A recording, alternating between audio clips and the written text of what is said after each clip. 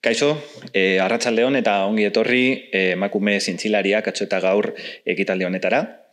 Eskerrik asko etortzeagatik Bidebarrieta liburutegiko areto eder honetara. Eta, sei emakume zintzilari dauzkagu gurekin gaur, haien lanari buruz hitz egiteko, eta baita emakume zintzilari historikoen lanaren inguruan aritzeko. Bienvenidas y bienvenidos a esta biblioteca de Bidebarrieta y a este acto de mujeres científicas de ayer y hoy, donde vamos a escuchar, a conocer a 6 mujeres científicas investigadoras que nos van a hablar del importante trabajo que realizan en los centros de investigación y académicos de Euskadi a los que pertenecen, y en los que también vamos a escucharles hablar sobre las figuras históricas de la ciencia en femenino que les inspiran.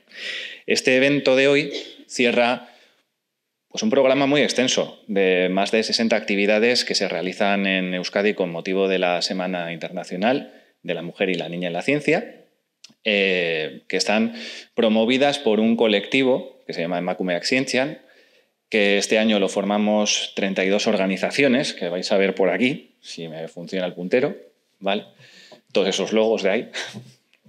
32 organizaciones del ámbito académico, de investigación, tecnológico de Euskadi, que además reciben el apoyo importantísimo y fundamental de instituciones públicas de la Comunidad Autónoma Vasca y también del Estado, y el apoyo también de instituciones privadas, de entidades privadas, que sin su apoyo esto sería imposible. Así que quisiera pedir un aplauso primero para todas estas instituciones, todas estas organizaciones y las más de 600 personas voluntarias que participan en esto.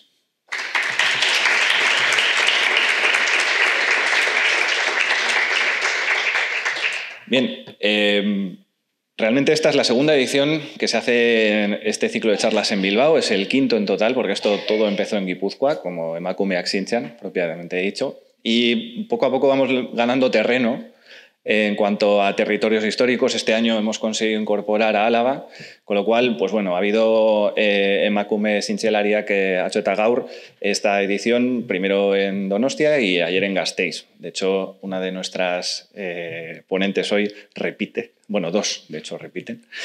Y hemos agradecido a las instituciones que participan, patrocinan y colaboran, pero yo quería agradecer sobre todo a las científicas que participan hoy en esta actividad, el que hayan decidido unirse a esta iniciativa, y os las presento. Son Mariana Ríos, procedente de BC Materials, como también Itziar Oyarzábal, institución que también yo represento, por cierto.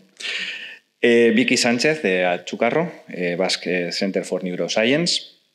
Mariluz Buenaga, de la Universidad de Deusto, Alicia Moraleda, de Bio Vizcaya, y Montse Galcerán, de CIC Energigune, de Gasteiz.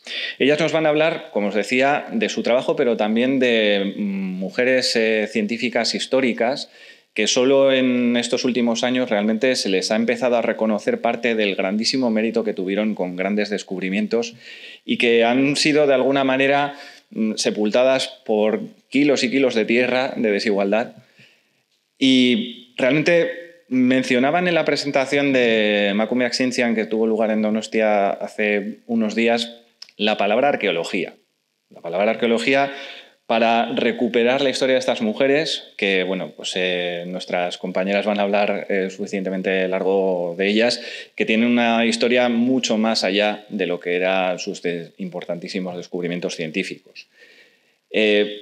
Hoy en día tenemos la suerte de que ya no hace falta indagar tanto para conocer el trabajo excelente que realizan las científicas en Euskadi. Lo tenemos a cielo abierto, ¿no? Como si fuera una de estas minas de hierro que había en Gallarta hace un siglo. Lo que pasa es que es nuestro deber el que este conocimiento que tenemos al alcance de la mano, elevarlo lo suficiente como para que pueda romper los techos de cristal que hoy siguen existiendo, no solo en el mundo de la ciencia con las mujeres, sino en todos los ámbitos de nuestra sociedad. Y quisiera terminar esta pequeña intervención haciendo también un plus reivindicativo de esta edición de Emakumeak Zientzian, que tiene que ver con que hay vida más allá de la ciencia. ¿verdad? Esto no afecta solo a las mujeres, principalmente a las mujeres, también afecta a los hombres, pero las mujeres tienen cargas extra, ¿no? Que bien conocéis todas.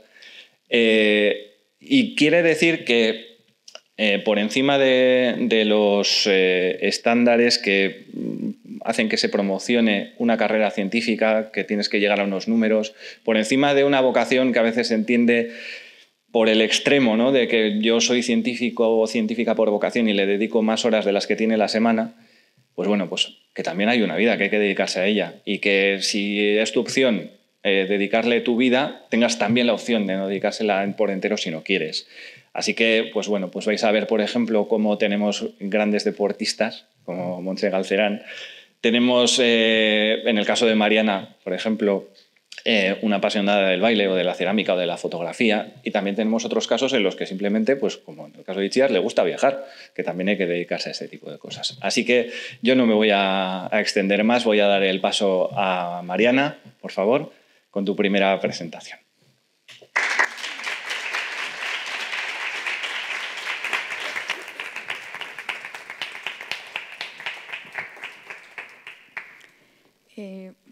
¿Me escuchan bien? Ok. Bueno, muchas gracias, Daniel, por la presentación. Muy buenas tardes para todos y todas. Como les mencionaba Daniel hace un momento, yo soy Mariana Ríos Naranjo. Actualmente soy investigadora predoctoral del BC Materials y el día de hoy voy a presentarles un poco sobre el legado de Tatiana Ehrenfest Afanasieva. Y bueno, seguramente como podrán haberlo percibido por mi acento, no soy de acá, soy colombiana. Nací en la ciudad de Armenia, que está aquí, una pequeña ciudad casi invisible en el mapa de mi país, que tiene el nombre como un país, no me pregunten por qué, pero así nos llamamos. Desde muy niña, digamos que hubo cierta influencia en el entorno familiar con el cual me crié. Este, por ejemplo, es el primer libro de física que me regaló mi papá a los 3 años. Y sí, tal cual como en Men in Black, Tiffany, algo por el estilo. Y pues toda esta curiosidad alrededor de haber sido, digamos, o criarme en un entorno donde tenía cierto contacto directo con la matemática, la física, la paleontología y otro tipo de como interrogantes, hicieron que pues durante muchos años este interés por la ciencia se fuera cultivando. Finalmente decido irme a la ciudad de Bogotá a estudiar en la Universidad Nacional de Colombia, la capital de mi país, y allí empiezo mi carrera de física, allí también hice mi máster. Desde el primer momento me vinculé al grupo de materiales magnéticos y nanoestructuras de esta universidad, pero a partir del trabajo que realizo en el máster, conozco el trabajo de investigación que se hacía en materiales magnetocalóricos en el BC Materials. Y el año pasado, a través de una de las convocatorias de la estrategia ICUR, pues empieza mi vinculación como investigadora predoctoral en este centro del País Vasco.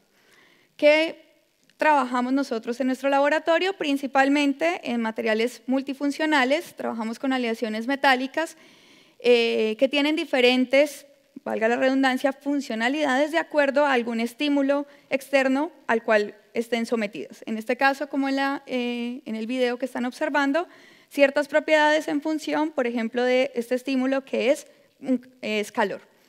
Pero en el laboratorio, pues trabajamos en diferentes tipos de aleaciones, en diferentes tipos de propiedades, no solamente como la que observaban allí, sino que nos interesa que estos materiales puedan, o un poco para qué trabajamos en ellos, bueno, queremos aportar con conocimiento y con capacidades en la búsqueda de materiales que puedan ayudarnos a tener una vida mejor, que nos puedan ayudar a hacer procesos de sustitución, de transformación y de transición energética, que estén relacionados con sostenibilidad, y parte de nuestra motivación no es solamente conocer cómo estos materiales funcionan y se comportan, sino también pues, este potencial que puedan tener para mejorar nuestra relación con el planeta.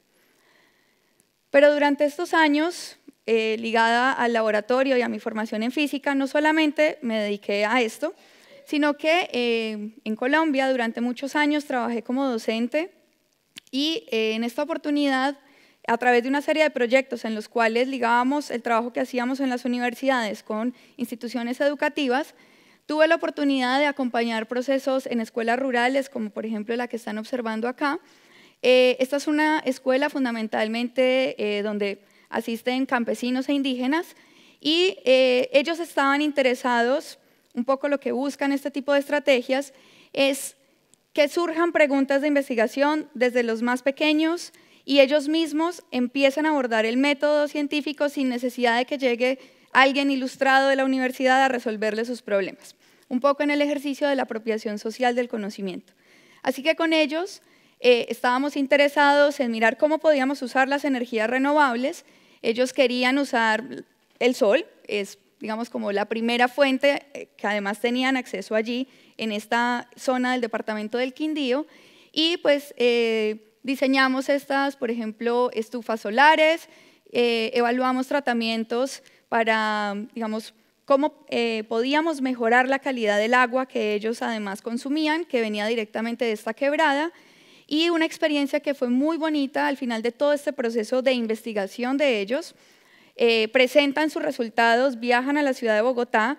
Tengan en cuenta, esto es una escuela rural, son población, digamos, históricamente discriminada, y para muchos de ellos era, por ejemplo, la primera vez que podían ir a la capital del país y presentar sus proyectos. Así que hay una serie de motivaciones, no solamente alrededor de la física, por un interés genuino que se ha ido cultivando, sino también de cómo los entornos pedagógicos y pues cómo ese acercamiento a la ciencia hace que podamos transformarnos y transformar también nuestras realidades. Y creo que este es el preámbulo perfecto para poderles hablar de la científica que hoy voy a homenajear, y es Tatiana Ehrenfest Afanasieva.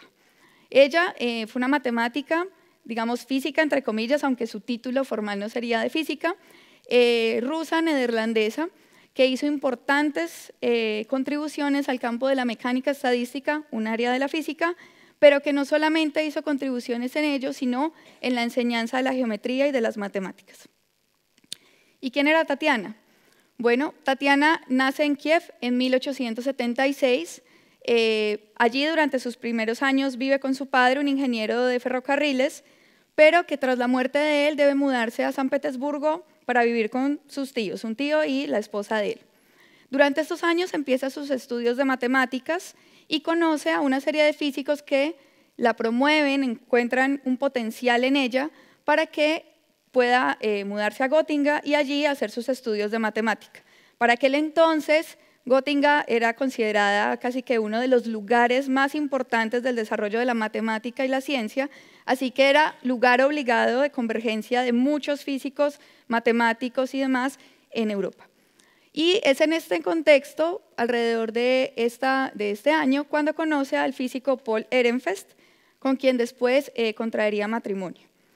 Ellos inicialmente comparten durante 2 años en Gotinga. Él estudiaba física en su ciudad natal, Viena, y para el año de 1904 debe regresar a Viena para poderse titular. Ella decide viajar con él, abandona sus estudios de matemáticas en Gotinga y se instalan en esta ciudad hasta el año de 1906.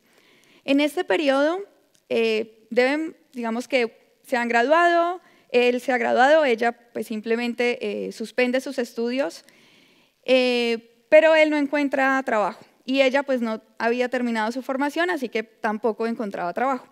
Deciden irse a San Petersburgo para estar con la familia de ella y poder subsistir allí, un poco resolver esta situación económica. Es en este periodo cuando nace su primera hija y posteriormente, durante estos años que van a estar en San Petersburgo, nace además su segunda hija, pero va a ser uno de los periodos más importantes para la producción académica del matrimonio Ehrenfest y del trabajo en solitario de Tatiana en sus primeros años. Y este trabajo que está acá, que podríamos traducirlo al español como Fundamentos conceptuales del enfoque estadístico en mecánica, va a ser muy importante para el desarrollo de un área que puede tener casi la misma importancia que la mecánica cuántica o que la relatividad, pero que tal vez tiene menos boom mediático que las otras que les he mencionado. Y vamos a hablar entonces un poquito de física, sin ecuaciones. Y básicamente la idea es la siguiente.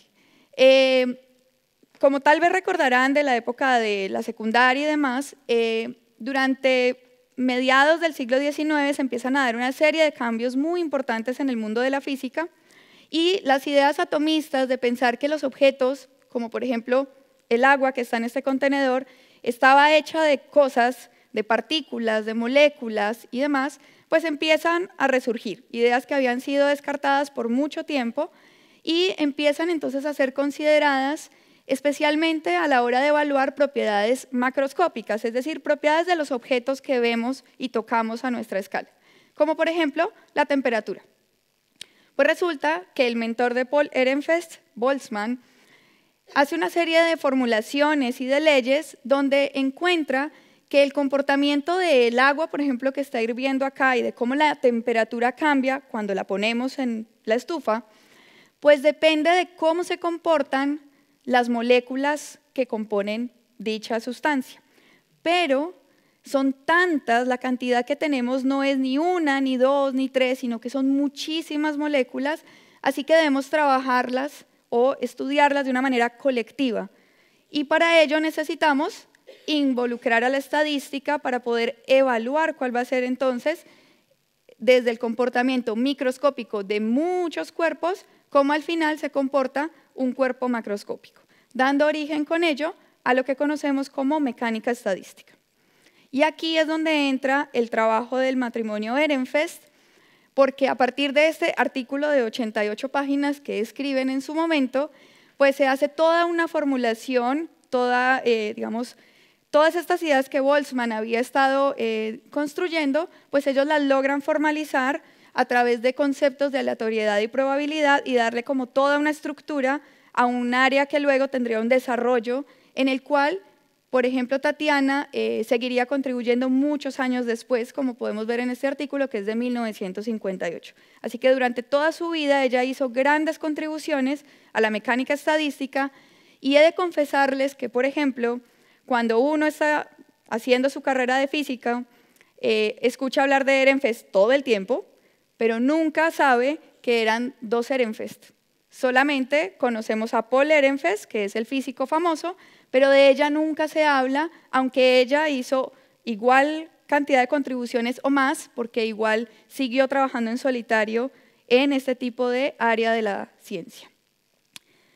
Así que volviendo un poco a su historia, pues en 1912 Paul Ehrenfest consigue empleo en Leiden, en los Países Bajos, así que el matrimonio pues decide mudarse para allá con sus dos hijas y resulta que pues Tatiana no consigue empleo, estaba prohibido en aquel momento que las mujeres pudieran trabajar en la academia, pero ella pues en su carácter inquieto, aunque debe asumir un rol más tradicional de mujer que está en la casa, pues decide crear una serie de grupos de estudio, en este caso más enfocados a su segunda pasión, que eran las matemáticas, y empieza a trabajar en lo que luego desarrollaría a lo largo de su vida sobre un nuevo enfoque en la enseñanza de la geometría, trabajos como estos que veremos años después en cómo cambiamos la idea deductivista, es decir, cambiamos la enseñanza de la geometría a partir de la definición y por el contrario construimos un concepto, una noción de la geometría a partir de la intuición. Y estos serán los aportes experimentales en geometría que hará Tatiana a lo largo de sus años y que empiezan precisamente en estos grupos de estudio en Países Bajos. Dadas las dificultades para ella de poder conseguir un empleo y ser reconocida académicamente, pues surge una oportunidad en 1920 en la Unión Soviética, ella viaja allí para poder trabajar y durante todo este periodo va a estar moviéndose entre Países Bajos y la URSS, hasta que finalmente en 1933 las circunstancias la obligan a radicarse definitivamente en Leiden, porque su esposo, para este momento, ya habían nacido previamente sus otros dos hijos, pero el menor tenía síndrome de Down, estaba, digamos que había sido internado en un hospital especial para personas que tenían síndrome de Down en aquel momento, y en este año, después de una crisis de depresión de Paul Ehrenfest, él va al instituto donde está su hijo, asesina a su hijo, se suicida y para aquel entonces Tatiana decide entonces pues regresar a Países Bajos para estar con sus otros hijos y pues atender esta situación. No solamente ocurre esta primera tragedia, sino que meses después su segundo hijo, Paul, muere en un accidente de esquí, así que al final pues simplemente quedarán ella y sus hijas viviendo en Países Bajos. Empieza además el contexto de la Segunda Guerra Mundial, ellas pues logran sobrevivir y durante todos estos años pues ella sigue haciendo producción en matemáticas, sigue haciendo producción en mecánica estadística. Su primera hija también es matemática, su segunda hija se decide más por el campo de la literatura y digamos las artes y finalmente en 1964 Tatiana fallece.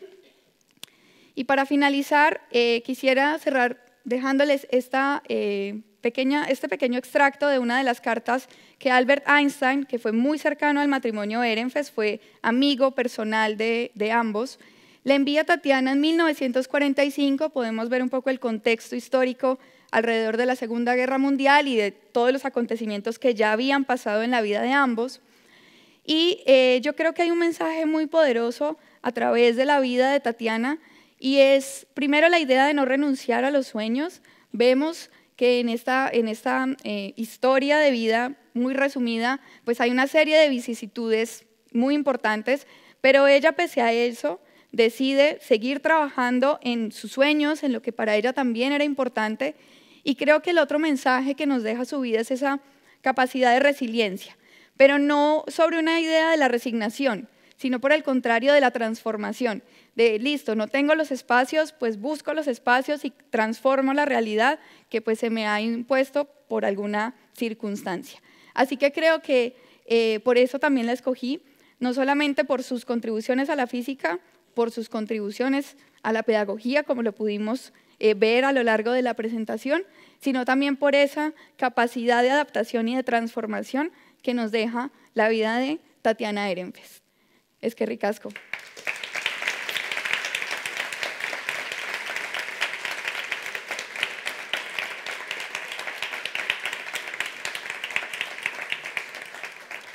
Y invito al escenario a mi compañera Itziar. Muy bien.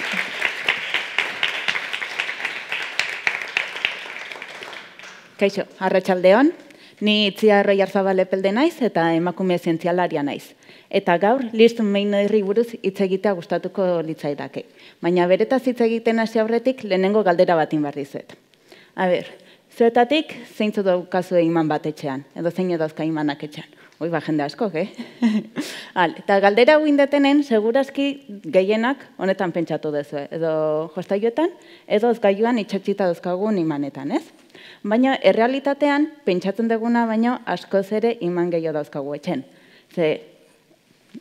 Telebistak, ordenagailuek, ontzigarbigailuek, indukzio plakek, eta etxetik kanpo kotxeek, ez zuten imanik gabe funtzionatuko. Iman hauetako gehienak neodimio burdina eta boroz osatuta edoten dira. Eta hauen artean, neodimioa taula periodikoan aurkitzen dan lur arraro edo lantanido bat da. Lur arraroak munduan zehar sakabanatuta daude meategi desberdinetan eta bi arazo nagusi dauzkate. Alde batetik, lur arraro gehienak Txinan kokatuta daude. Eta horrek esan nahi du, Txinak neodimioa esportatzea justen dion egunen, horrelako aplikazioak eta horrelako tresnak sortzeko arazoak eduki behar ditugula. Eta beste alde batetik, lur arraro hauek mineraletan egoten dira, eta ez dira purok egoten. Orduan, purifikazio prozesu batzuk inberra izaten dira, eta hor, hondakin toksiko asko sortzen dira. Kalkulatu daiteke, lortzen den neodimio tona bakoitzeko, 2 tona hondakin toksiko lortu daitezkela. Eta hondakin hauek, arreta neurrik hartzen ez dienen, lurzoruak eta urrazpiko lurrak kontaminatzen bukatzen dute. Arazonen, dimentsioa ulertzeko, kontsideratu dezakegu. Toyota Prius auto elektriko batek, kilo bat neodimio eduki dezakela, eta baita turbina eoliko batek, tona bat neodimio eduki dezakela. Así que imaginatu hoi, zenbat hondakin toksiko dien. Hau ikusita, Nik iman molekularrak egiten ditut, eta nire iman molekularrak, izanak esaten duen bezala, molekulaz osatuta daude, baina baita munduan ugari dauden metaletaz osatuta daude. Eta hainbesteko polemika ez daukaten metaletaz. Aipatu beharra da, ikerketaren hau magnetismo molekularra 80. hamarkadan hasi zala, baina hala ere gaur egun oraindikan 4 familia bakarri daudela, giro tenperaturan funtzionatzen dutenak. Eta horien artean, gustatuko zitzaidan, 2020 urtean, Saian aldizkari ospetsuan publikatu nuen lana aipatzea. Lan honetan, giro temperaturan imanatzen konposatu bat hartu genuen, eta agente erreduktore bat gehitu genion. Eta 4 egunez, irabiatzen euki genuen, eta ondoren ja, bai lortu genuen, giro temperaturan imanatzen 4. konposatua. Aipatu beharra da baita ere, iman molekularrak gaur egun ez dela aplikazioetan erabiltzen, oraindikan eragozpen asko daudelako, eta eragozpen horietako bat adibidez izan daiteke, laborategin hauts forman lortzen dela gehienak, eta aplikazioetarako forma espezifikoa duten solido behar dela. Eta gaur egun nire lana da eragozpen hauei aurre egitea, eta horretan iten delana, lehioan kokatuta daun bizi material zen, Iker Bask Research Fellow bezala. Baina, honea iritsi aurretik, etapa desberdinetatik pasatu naiz, lehenik eta behin lizentziatura, masterra eta doktoretza egitun Donostiako Kimika Fakultate, eta hauek iten itun bitarten, lizentziatura iten nun bitarten, 4 hilabeteko pasatu nun Ipar Karolinako Unibertsitaten, hango laborategi batein lanen, baina, hango bizitza ezagutzen baita ere, argazkin ikusi daiteken bezala, eta doktoretza iten nun bitarten, Edinburgoko Unibertsitaten ere estantzia bat inun. Doktoretza bukatutakon, Bordelera jo nintzen, eta bertania 4 urte pasatu nitun, eta argazki honetan ikusi dezakegu Grenoleko sinkrotroi europearrean inun estantzia bat. Eta 2021 urteaz geroztik, hemen iten dela. Gaur, fizikariekin lan egiten duen kimikari bezala, gustatuko zitzaidan, bere garaian rekonozimendu nahikoa jasoetzen emakume bat eta zitzaita. Eta emakume hau, Liz Meitner da. Emakume hau, 58 aldiz nominatu zuten Nobel saria jasotzeko, baina etzun behin ere lortu. Eta nominazioiek izan zen 19 kimikako saria lortzeko, eta 29 fizikakoa lortzeko. Eta nominazio hauek izan ziren fisio nuklearraren aurkikuntzagatik. Aurrea jarraitu horretik, guazen ikustea fisio nuklearra zedan. Prozesu honetan, nukleo astun bat hartzen da, uranio adibidez, eta neutroiekin bombardatzen da. Hemen ikusiko dugu. Eta hori gertatzen denean, nukleoa ezekonkorra bihurtzen da, eta bitan banatzen da. Neutroi gehiago askatuz. Neutroi hauek aldi berean, beste nukleo batzukin interazionatzen dute, eta fisio erreakzio gehiago gertatzen dira. Eta horrela, kate erreakzio bat sortzen da. Kate erreakzio honetan, energia asko askatzen da, eta prozesu hau gaur egun zentral nuklearretan erabiltzen da, energia nuklearra egiteko. Baina, historian zehar, beste aplikazio batzuk ere eduki izan ditu. Adibidez, prozesu honi esker, Hiroshima eta Nagasaki herrialdeetan jaurtiki zen bomba atomikoa sortu zen prozesu honi esker. Eta aurreko udan, jende askok bomba honetaz eta Manhattan proiektuaz hitzen zuen Oppenheimer pelikulagatik, baina pelikula honetan Liz Meitnerren izena etzan behin ere aipatu. Baina bai, berekin lan hain zuten Otto Hahn eta Fritz Strassmann zientzialaren izena eszena baten. Bea ekuaziotik kanpo nola gehiatu zen ikusteko, bere bizitzare pasatuko dugu orain. Liz, 1878 urten jaio zen, familia judutar batean, Austrian, eta 1901 urtean, Austriako Bienako Unibertsitatean hasi matrikulatu zen. Eta urte batzu berandago, doktoretza aterazun, eta horti Berlina juntzan bizitzea. Berlinen laborategi baten hasi izan lanen, Otto Hahn ikertzailearekin, hemen dauzkagu argazki baten biak, baina laborategi honetan arazo bat zeon. Emakumeen kupoa beteta zeon, emakume bat zeolakoia. Eta orduan, Liz ezin zen laborategin sartu eta arotz baten soton iten zuen lana. Eta komunea joteko gogoa sartze zitzaionen, pareko jatetxa jote zen, komunea. hasieran, eragoztuen deixente eukizitun, laboratekin ezin zan sartu, hasieran ez zukan soldatek, gero soldata eukitzea pasazanen gizonena, baino soldata bajoagoa izan zen, baina, bueno, lan asko intzun, eta aurkikuntza asko publikatu zitun, eta horien artean, protaktinio elementuaren aurkikuntza destakatu dezakegu. 1993 urtean Hitler boterera iritsi zen, eta Lisek austriarra izatagatikan nola baiteko immunitatea zuela esan dezakegu. Baina 5 urte beranduago Austria Alemaniara anexionatu zanen, hor ja bere nazionalitate austriarra galduzun eta pasaportak kendu zioten. Eta ja bildurtuta bere bizitzakin gertatu zeikenakin, urte honetan bertan, Holandara alde intzun klandestinoki tren baten sartuta. Eta handik, Sueziara iristea lortu zuen, eta han hasi izan lanin. Suezian lan egiten zuen bitarten, Otto Hahn eta Fritz Strassmannekin kolaboratzen jarraitu zuen, karta bidez, eta bi hauek kontatu zioten, uranioa neutroiekin bombardatzen zutenen, barioa ikusten zutela. Eta aldiz izan zen, prozesu hau, eta fisio nuklearraren prozesua, esplikatzeko kapaza izan zen lehenengo pertsona. Behaiek esan zen, ze gertatzen zen. Baina hala ere, lan hau publikatu zutenen, Lisen izena ez zuten aipatu ere egin. Otto Hahnen hitzetan, Alemaniak ez zielako utzi behar judutar batekin lan egiten. Eta hilabete batzu beranduago, Liseia bere artikulu aterazun, bere hilobakin batea, fisio nuklearra azalduz.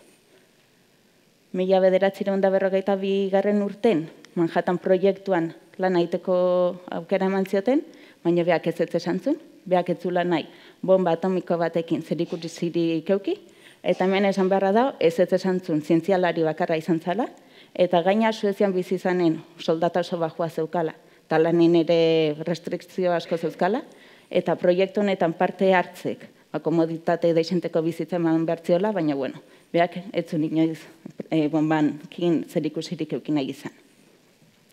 Eta 2 urte beranduago, Otto Hahnek kimikako Nobel saria lortu zuen, baina Lis gabe. Naiz eta 2 urte lehenago, bia batea nominatuta egon zien. Baina Lis saritik kendu zutenen, Otto Hahnek ematea erabaki izan. Zergatik, Lis emakumea zalako eta judutarra zalako, segurazki. Alare, naiz eta inoiz Nobel saria lortu, sari asko lortu zituen, hemen horietako batzuk aipatzen dira, denak ezin ditut gaur aipatu, baina aipatzekoa da baita ere, gaur egun taula periodikoan elementu bat daola bakarrik emakume baten izenakin, eta hori 109. elementua dela. Minerioa hain zuzen ere, eta noski bere omenez dela. Eta, Lis bomba atomikoaren ama bezala ere ezagutu izan da, naiz eta imaginatu dezakezuen bezala, inoiz ez zaion izen hori gustatu, eta beak esan zuen bezala, beak fisio nuklearrean inoiz ez zuen lan hain bomba bat sortzeko intentzioarekin. Eta ez da zientzialarion kulpa, teknikariek eta beste pertsona batzuk gure aurkikuntzak gerrarako erabiltzen badituzte. Eta amaitzeko, Lis 90 urterekin hiltzen, azkeneko 8 urteek erresuma baton pasatu zituen, bere familiakin batea, eta bere iloba Otto Fritzek hiltzenen, bere ilobin ondorengoa idazteko eskatu zuen. A physicist who never lost her humanity. Gizatasuna, inoiz galdu ez zuen zientzialaria. Lan honekin, errekonozimendu nahikoa jaso ez zuen pertsona bat eta hitz egin nahi izan dut. Eta, espero dut, urrena Oppenheimer ikusten dezutenen, beretaz gogoratuko zatela. Eskerrik asko dena.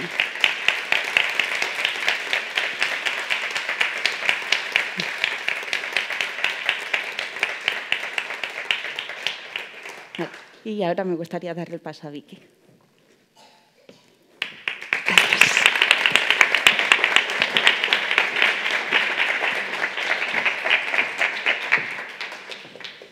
Buenas tardes, encantada de teneros aquí.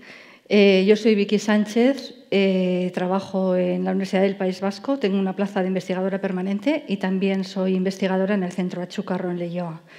Hoy quería presentaros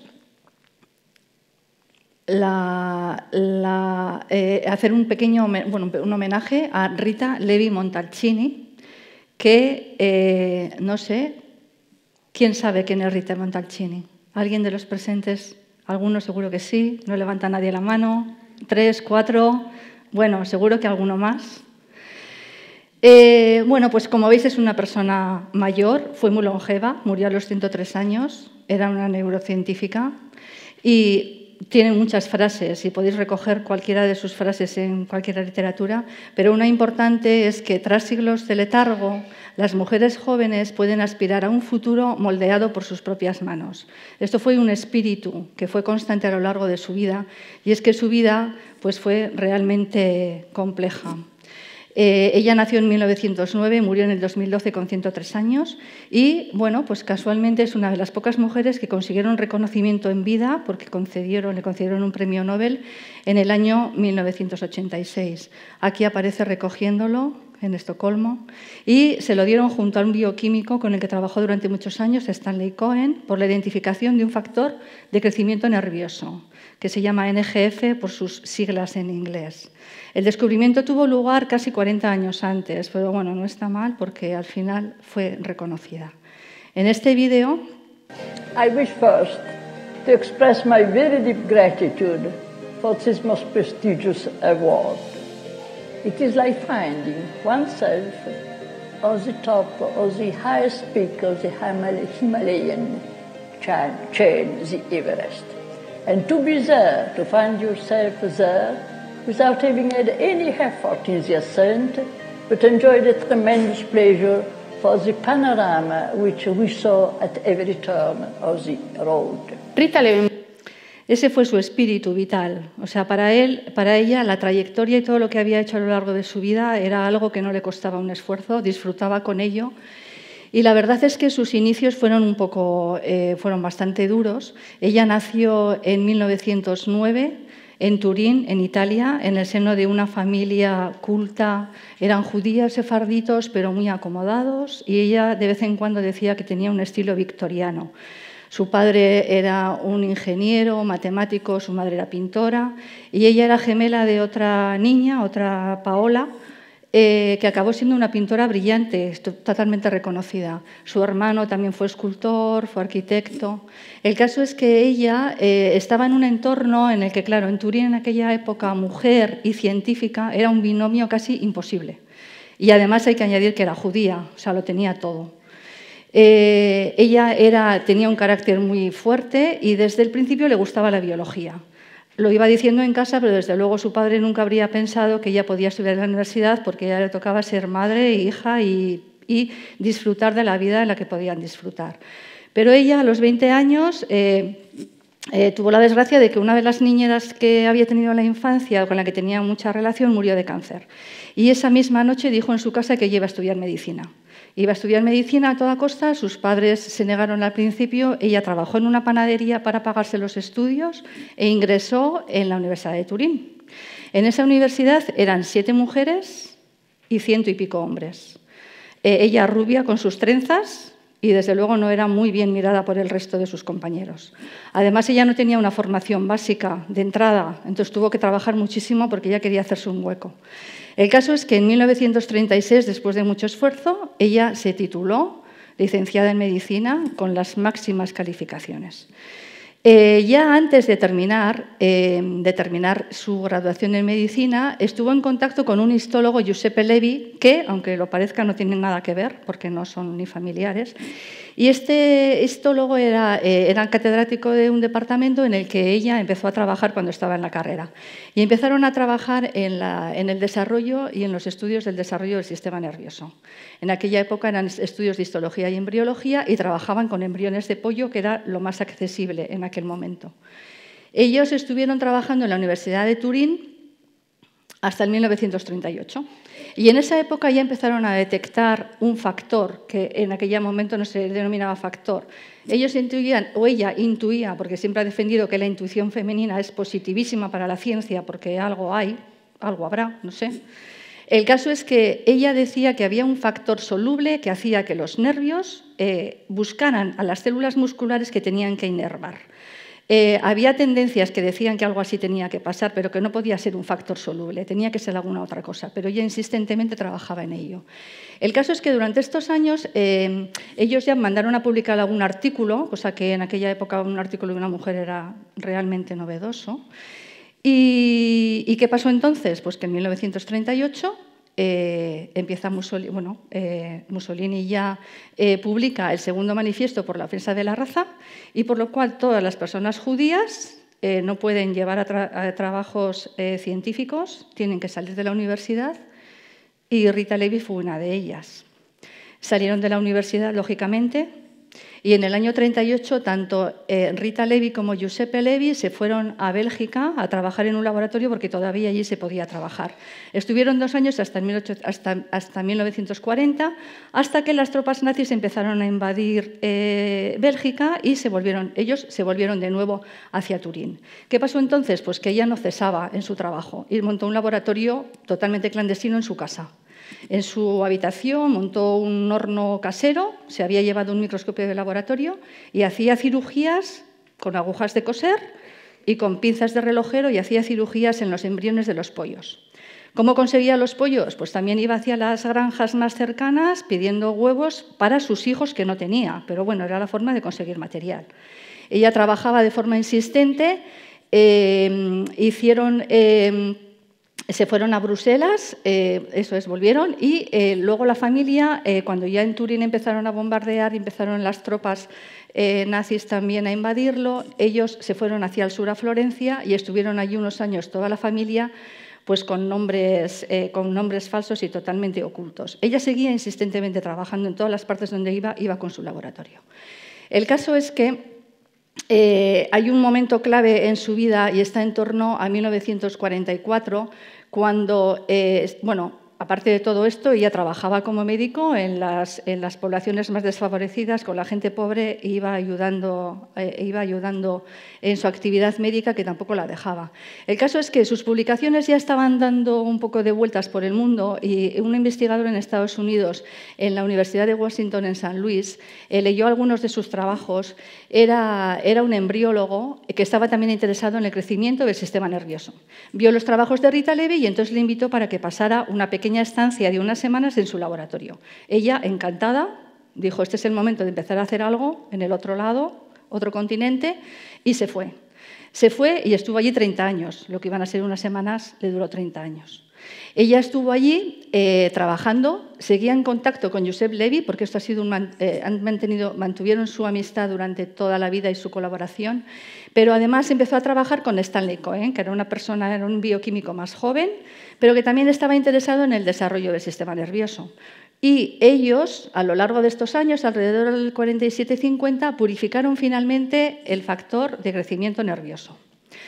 En este periodo ella ya fue catedrática, en el 68 le nombraron miembro de la Academia de las Ciencias Americanas, que fue de las pocas mujeres que consiguieron entrar en ella, y finalmente en 1986 le dieron el Premio Nobel de Medicina y Fisiología junto a Stanley Cohen. ¿Qué es el factor de crecimiento nervioso? Bueno, ella lo que observaba, estas publicaciones son de 1960, y estos son los primeros dibujos iniciales que hizo en los laboratorios de Bruselas y que mandaba Giuseppe Levi cuando él estaba en Italia todavía. Ella veía esto al microscopio y luego es que tenía un enorme talento artístico también y hacía unos dibujos muy bonitos. Bueno, eso era muy clásico en los de la anatomía en esta época, como pasaba con Cajal, que era, desde luego, ella era una gran admiradora de Cajal. Entonces dibujaba y ella veía que unos ganglios sensoriales en situaciones normales, pues crecían. Cuando el ganglio sensorial se cortaba, los nervios dejaban de crecer. Sin embargo, si añadían el factor de crecimiento nervioso, aparecían unas extensiones nerviosas, como podéis ver ahí, mucho más potentes. Ella, eso es el factor que denominó después, más tarde, como el NGF. Siempre tuvo un reconocimiento a su tutor, que consideró para toda la vida como el mentor y que fue el que potenció toda esta trayectoria científica que tuvo, que fue Giuseppe Levi. Él murió en el 65 y no vio el reconocimiento del premio Nobel, pero sí sabía que la trayectoria a futuro de Rita Levi era potente. Una cosa curiosa es que en el laboratorio Joseph Levi pasaron en la época de Rita Levi otros 2 premios Nobel más. O sea, ella compartía aulas en la Universidad de Turín con 2 personas, 2 estudiantes, que luego recibieron también el premio Nobel posteriormente. Un microbiólogo, Dulbecco, y otro histólogo. Y a Giuseppe Levi nunca se lo dieron. Bueno, así es la vida. El caso es que también tuvieron una relación, desde luego, muy profunda profesionalmente con Stanley Cohen, que murió después de ella. Ella murió en el 2012. Lo que veía ella, bueno, aquí teníamos un vídeo, pero no ha podido ser, pero bueno, este vídeo está grabado por ella, por Rita Levi, en el año 60, y aquí se veía cómo las células en situación control no crecen, no sacan estas proyecciones, y sin embargo, en presencia de este factor, estas proyecciones crecen de manera bastante importante. En 2 días van llegando hasta el final de la diapositiva. El caso es que, ¿cuál es la conclusión? Pues que este NGF estimula el crecimiento de las terminaciones nerviosas y en su ausencia no hay crecimiento. Esto no solo tiene unas repercusiones para el sistema nervioso, sino que a partir del descubrimiento del NGF se han ido identificándose una multitud, toda una familia de moléculas que son mensajeros entre células y se sabe que son los mediadores de las comunicaciones para que el desarrollo del individuo sea normal. Además, estos mediadores son compartidos por muchas especies, reptiles, anfibios, humanos. Y además, últimamente, bueno, en los últimos ya 30 años, se sabe que estos factores tienen importantes implicaciones en biomedicina. No solo en trastornos de desarrollo cerebral, sino en cáncer, en enfermedades neurodegenerativas como Alzheimer. Además, son unas herramientas importantísimas a nivel terapéutico y participan en el desarrollo de otros tejidos. Esto es un poco lo que querían reflejar con el premio Nobel cuando se lo concedieron, y en el Instituto Karolinska dijeron que al hallar el primero de estos factores, Rita Levi-Montalcini hizo mucho más que descubrir una biomolécula. Creó un concepto a partir de un aparente caos. O sea, ella fue capaz de identificar qué estaba mediando todo eso, y ese es el valor de su trabajo. Claro, pero esto no queda aquí. Ella se jubila en 1977, se jubiló, todavía no había recibido el Nobel, y ella en ese momento dice esto: el tiempo que he ganado con la reducción del trabajo dedicado a la docencia y a la investigación me permite ahora dedicarlo a mi viejo sueño, que era participar en movimientos sociales. Ella era una persona totalmente activista. Tenía un compromiso social intenso con determinadas secciones de la población, pero sobre todo con jóvenes y mujeres. En el año... Bueno, claro, lógicamente le dieron el premio Nobel en el año 1986 y a partir de ahí tiene toda una serie de reconocimientos. También vino a Madrid a recoger el primer premio Cajal, que para ella fue todo un honor, porque fue recibir el premio de alguien a la que ella realmente admiraba. Y volvió también a Madrid al final, en el 2008, donde le hicieron doctor honoris causa por la Universidad Complutense de Madrid. O sea, en Madrid ha estado varias veces con el reconocimiento. Bueno, en medio, durante este periodo, ella se dedicó mucho a tener una actividad social importante. En el año 1992 fundó, junto a su hermana Paola, una fundación, Levi-Montalcini, que se centra sobre todo, sigue existiendo todavía, en potenciar la cultura y la educación a las chicas, sobre todo en África. Entonces piensan que el trabajo de las mujeres en estos países desfavorecidos son los que pueden llegar a conseguir las metas más altas, y ellos se enfocan muchísimo en la educación y en las mujeres. Además, fue embajadora de buena voluntad de las Naciones Unidas desde el 99 y se le nombró senadora vitalicia de la República Italiana desde el 2001. Del 2001 hasta el 2011 asistió mensualmente a todas las reuniones del Senado en Italia. Y en muchas ocasiones el voto y su hincapié y su esfuerzo hizo, por ejemplo, que los presupuestos para ciencia en determinados años tuvieran un peso muchísimo más grande de lo que habría sido si ella no hubiera estado ahí. El caso es que también inauguró en Roma un instituto europeo que todavía sigue funcionando, por supuesto, en el 2005. ¿Qué decía ella? Como os he dicho antes, tenía muchas frases, pero una de ellas es: las mujeres que han cambiado el mundo no han necesitado nunca mostrar otra cosa que su inteligencia. O sea, ella tenía muchísimo fuerza a la hora de potenciar el acceso igualatario a la educación para contribuir a que las mujeres pudieran llegar al nivel educativo en la ciencia y en la investigación. Y siempre intentaba transmitir el mismo mensaje. No hay ningún límite si es que quieres llegar a conseguirlo. La motivación es lo primero y el empuje es lo que te va a llegar a conseguir las metas que te propongas. Ella decía que no había límites si realmente se puede tener pasión por algo y que con la curiosidad, simplemente empezar a ser curioso es la herramienta más poderosa. Entonces, nunca subestimes el poder de una mente curiosa, porque en ello realmente podemos tener el futuro en nuestras manos.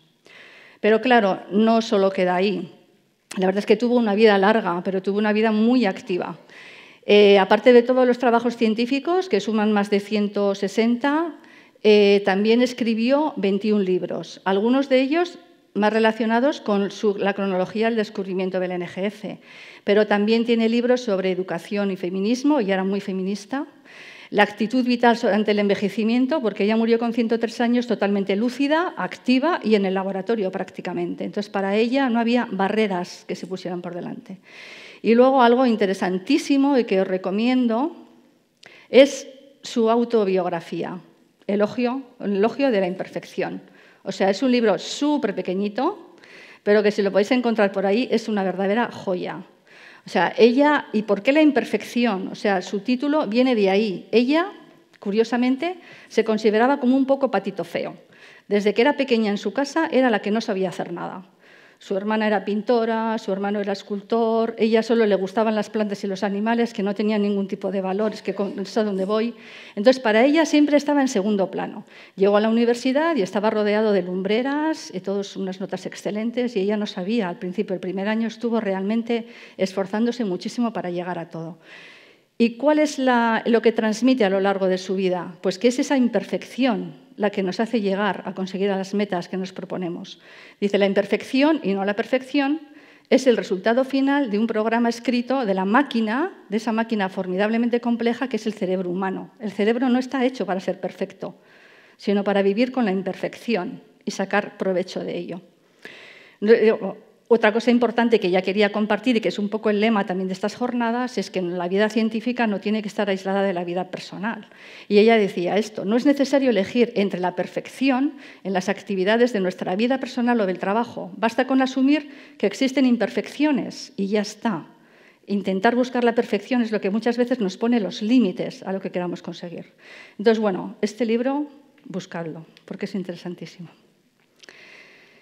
Claro, ¿qué pasó con ella? Pues que siguió totalmente lúcida, como decíamos, hasta los 103 años. De hecho, esta fotografía es muy bonita porque aquí está en 1963 en la Universidad de Washington, rodeada de mujeres, y aquí está a sus 97 años, en el 2007, lo mismo, rodeada con mujeres. En abril de 2009, cuando hizo 100 años, fue la primera persona que alcanzaba los 100 años y dijo, bueno, tengo 100 años, puede que no vea bien, no oigo bien, a veces los seminarios no los entiendo del todo, pero mi mente funciona perfectamente, mi cuerpo no, pero mi mente sí.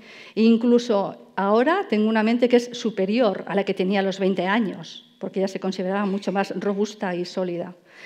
Y luego, claramente, ella lo que no quería es estar viviendo solo por estar aquí. Entonces, cuando ya no pueda pensar, quiero que me ayuden a morir con dignidad. Afortunadamente no pasó, porque murió totalmente plena. Claro, falleció en el 2012. En el 2013 ya le hicieron un reconocimiento con un sello en su memoria. Y aquí hilo con mi historia, por fin. Y bueno, 10 años más tarde de su muerte, en el 2002, en la Universidad del País Vasco, que es donde trabajo, se inaugura un nuevo animalario de la UPV, que es donde tenemos los animales de experimentación. Bueno, pues en honor a Rita Levi tenemos este animalario al lado de nuestro despacho, lo vemos todos los días, y este es el animalario. ¿Cómo es mi historia? Bueno, yo me licencié en biología en el año 87, esta es la foto de grupo, esta soy yo, y éramos 48 chicas, 13 chicos, 79% mujeres en esa época. Pegué el salto de ciencias a la Facultad de Medicina, que está a 100 metros más allí, para hacer la tesis doctoral. Y allí me encontré con un grupo, o me incorporé a un grupo en el que yo era la única mujer, con 7, 8 hombres siempre. Este era en el año 1988 y este es nuestro laboratorio estupendo en aquella época en la que sigo rodeada de hombres. Así son las cosas. Departamento de Neurociencias y el porcentaje de mujeres durante mucho tiempo estuve yo sola. La tesis doctoral, anticuerpos monoclonales contra gliomas humanos. ¿Qué queríamos hacer entonces? Era el año 88. Y queríamos hacer con células derivadas de gliomas humanos, procedentes de gliomas humanos, crear anticuerpos que solo mataran las células tumorales y que dejaran intactas las células normales. Es lo que hoy ya conocemos, 40 años después, como inmunoterapia contra el cáncer. La inmunoterapia dirigida, personalizada, llamadla como queráis, está basada en los anticuerpos que se dirigen de manera exclusiva a las células tumorales. Vale, pues al año siguiente, en mi primer año de predoc, mandamos una comunicación a un congreso en el que ya decíamos que estos anticuerpos inhibían estas células tumorales, ¿vale? Y además, y aquí hilo de nuevo con Rita Levi, mandamos una comunicación a un congreso en el año 89 con este trabajo que casualmente tenía lugar en Turín. ¿Qué pasaba en Turín en aquella época? Aparte de ser el congreso, pues es que en este mismo congreso le hicieron un homenaje a Rita Levi porque cumplía 80 años. Ella había nacido en Turín. Le habían dado el premio Nobel unos años antes y le hicieron este reconocimiento. Y yo voy allí recién llegada, mi primer congreso, y le veo a ella, que dio una conferencia plenaria impresionante. Impresionante, hablando del NGF, por supuesto, y sus implicaciones en el desarrollo nervioso. Pero claro, esto fue una conferencia sobre el desarrollo del sistema nervioso, pero luego las implicaciones que tuvo el NGF en otro tipo de patologías está clara. Empezó ya en los años 80 con el cáncer y sigue siendo así. Entonces, bueno, como decía antes, las repercusiones de este NGF en el resto de la biomedicina es importantísimo. El caso es que yo vuelvo, lógicamente, de Turín, y vuelvo al laboratorio de neurociencias y años más tarde, ya en el 96, yo ya había leído la tesis y ya se incorporan algunas de colegas chicas. María, por ejemplo, que está aquí, sigue estando aquí y comparte despacho conmigo en la universidad, o sea, desde entonces estamos. El caso es que años más tarde llegamos a este punto y esta foto me encanta y la muestro aquí porque es del año 2022, en el día de Makumeak Sienchat, nuestro grupo de estudiantes predoctorales hicieron una foto, me parece súper bonita, simplemente para ver las chicas en ciencia y ya está. Ese grupo, faltaban unas cuantas, pero bueno, ahí están. ¿Dónde estamos ahora? En 2023, el año pasado. Hemos pegado un giro importante en nuestras vidas porque hemos creado un nuevo grupo de laboratorio.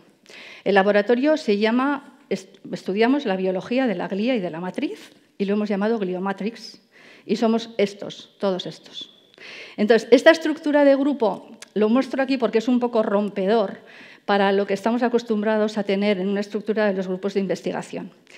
¿Y en qué consiste? Pues bueno, a ver, después de sufrimientos por el camino, y que todavía estamos en ello, porque todavía no tenemos ni un año, estamos todavía de estreno, estamos constituidos de una manera no piramidal, sino translacional, transversal. Somos 5 investigadores principales, 4 de ellos mujeres, Elena, Esti, María, y 4, yo, estamos todos, y un hombre, Fede, que bueno, aporta la parte masculina al grupo, que tampoco está mal. No vino por eso, pero bueno, estamos encantadas de que esté. El caso es que somos 5 investigadoras principales, cada una de ellas tenemos nuestros proyectos, nuestras direcciones de tesis, nuestro trabajo y nuestros objetivos, pero trabajamos de una forma totalmente interrelacionada. O sea, hemos intentado evitar esta imagen de la pirámide con una persona que se erige arriba y que más o menos controla tal, sino que nosotros somos más lineales, más transversales y, desde luego, estamos acompañados de un grupo súper potente, que son los que tenemos a nuestro alrededor, que son contratados postdoctorales, o sea, gente que haya ido ya a la tesis y están trabajando con nosotros. En este caso estamos muy orgullosas también, porque son también 3 mujeres y un hombre, o sea, estamos bien. El grupo de contratados predoctorales, gente más joven que está haciendo la tesis, sigue siendo, desde luego, muchísima más presencia de mujeres que el hombre, como suele ser lo habitual. Y también tenemos 2 personas de apoyo técnico de investigación, que son una mujer y un hombre. Entonces, estamos muy ilusionadas, motivadísimas y súper orgullosas de esta nueva experiencia. Vale, pero ¿qué hacemos? Porque no solo estamos, sino que tenemos que hacer. ¿Qué hacemos? Pues lo que hacemos es conocer para curar enfermedades o patologías del sistema nervioso. ¿Y en qué nos centramos? Esclerosis múltiple, enfermedad de Alzheimer, Parkinson, autismo e isquemia cerebral, sobre todo. ¿Cómo lo hacemos? Un ejemplo, la investigación en la esclerosis múltiple. Este es un cerebro con esclerosis múltiple, donde se ven aquí unas lesiones con actividad inflamatoria. Y si vemos aquí un corte de un tejido de un cerebro después de la autopsia de un paciente que tenía esclerosis múltiple, vemos que aquí hay unas áreas desmielinizadas, estas áreas blancas. Es lo que llamamos las placas escleróticas. Por eso se llama esclerosis múltiple, porque hay determinadas placas en distintas zonas del cerebro. ¿Qué pasa ahí? ¿Qué está pasando ahí? Pues que se ha perdido la mielina. ¿Sabemos lo que es la mielina? La mielina es el recubrimiento que está envolviendo los axones. Es como un cable que está forrado para que la transmisión eléctrica tenga lugar. Pues en el sistema nervioso pasa lo mismo. Es el axón y la mielina es la que lo recubre, que va a hacer y facilitar la transmisión. ¿Qué sucede cuando esto se altera? Pues que la velocidad, como veis aquí, disminuye notablemente. De una transmisión nerviosa normal que puede llevar una velocidad de 400 km/h, si hay una alteración de la mielina a este nivel, se puede reducir, pero vamos, hasta un nivel de 4 km/h. ¿Qué significa eso? Que hay muchas zonas que van a quedar sin mielina y, por lo tanto, se va a interrumpir toda la transmisión nerviosa, con todas las consecuencias que puede llevar a tener esto. Entonces, ¿cómo estamos haciendo esto? La aproximación es muy variada, pero en un caso concreto se podría... Bueno, esta es la imagen que tienen los axones. Esto es una imagen de un libro de texto. Los axones y la célula que forma la mielina, que se llama oligodendrocito. Y estas son las células que podemos obtener en el laboratorio y que obtenemos en el trabajo de laboratorio. Conseguimos prácticamente imágenes que son similares a las del libro de texto. Estas son nuestros axones en el cultivo y estos son los oligodendrocitos. Y si lo teñimos, podemos ver con determinadas activaciones de moléculas o mediante actividad eléctrica o actividad de determinadas maneras, lo que podemos conseguir es que estas células se vayan enganchando a los axones y vayan formando prácticamente las mismas imágenes que tenemos en los libros de texto, ¿vale? ¿Qué es lo que queremos? Potenciar este daño en la mielina para intentar evitar el daño que están provocando en los pacientes, ¿vale? O sea, nuestra estrategia es saber qué está pasando para intentar buscar alguna alternativa terapéutica. ¿Cómo lo hacemos? Pues nuestro laboratorio de gliomatriz tiene espacios de trabajo en el centro Achucarro y en la universidad. Y nuestra aproximación es desde células in vitro, que son las células que están en la plaquita, en cultivos, a modelos animales, como veis aquí que tenemos modelos animales de distintas enfermedades, de Alzheimer, de Parkinson, autismo, esclerosis, hasta el trabajo con muestras humanas, con plasma y con suero de pacientes. Esto es lo que intentamos integrar dentro de todo nuestro trabajo. Una vez dicho esto, vuelvo al origen de mi charla y es Rita Levi-Montalcini, que ha sido denominada como la dama del sistema nervioso. ¿Por qué se dice esto? Bueno, pues porque realmente la huella de su paso por la Tierra ha sido profunda, no solo por su avance en la contribución del conocimiento, sino también por su extraordinaria e inspiradora personalidad. Tanto es así que el presidente de la República Italiana, cuando hizo 103 años, le hizo una conmemoración también pública y dijo que aquellos valores que estaban integrados dentro de Rita Levi-Montalcini tendrían que ser todos aquellos que cualquier país o sociedad necesita para vencer crisis o dificultades. Ella lo integraba todo. También le hicieron, incluso en el 2016, han nombrado una orquídea en su honor, simplemente como curiosidad. Y muchas cosas más, claro. Entonces, ahora, ¿quién conoce a Rita Levi-Montalcini? La conocemos algo más, ¿no?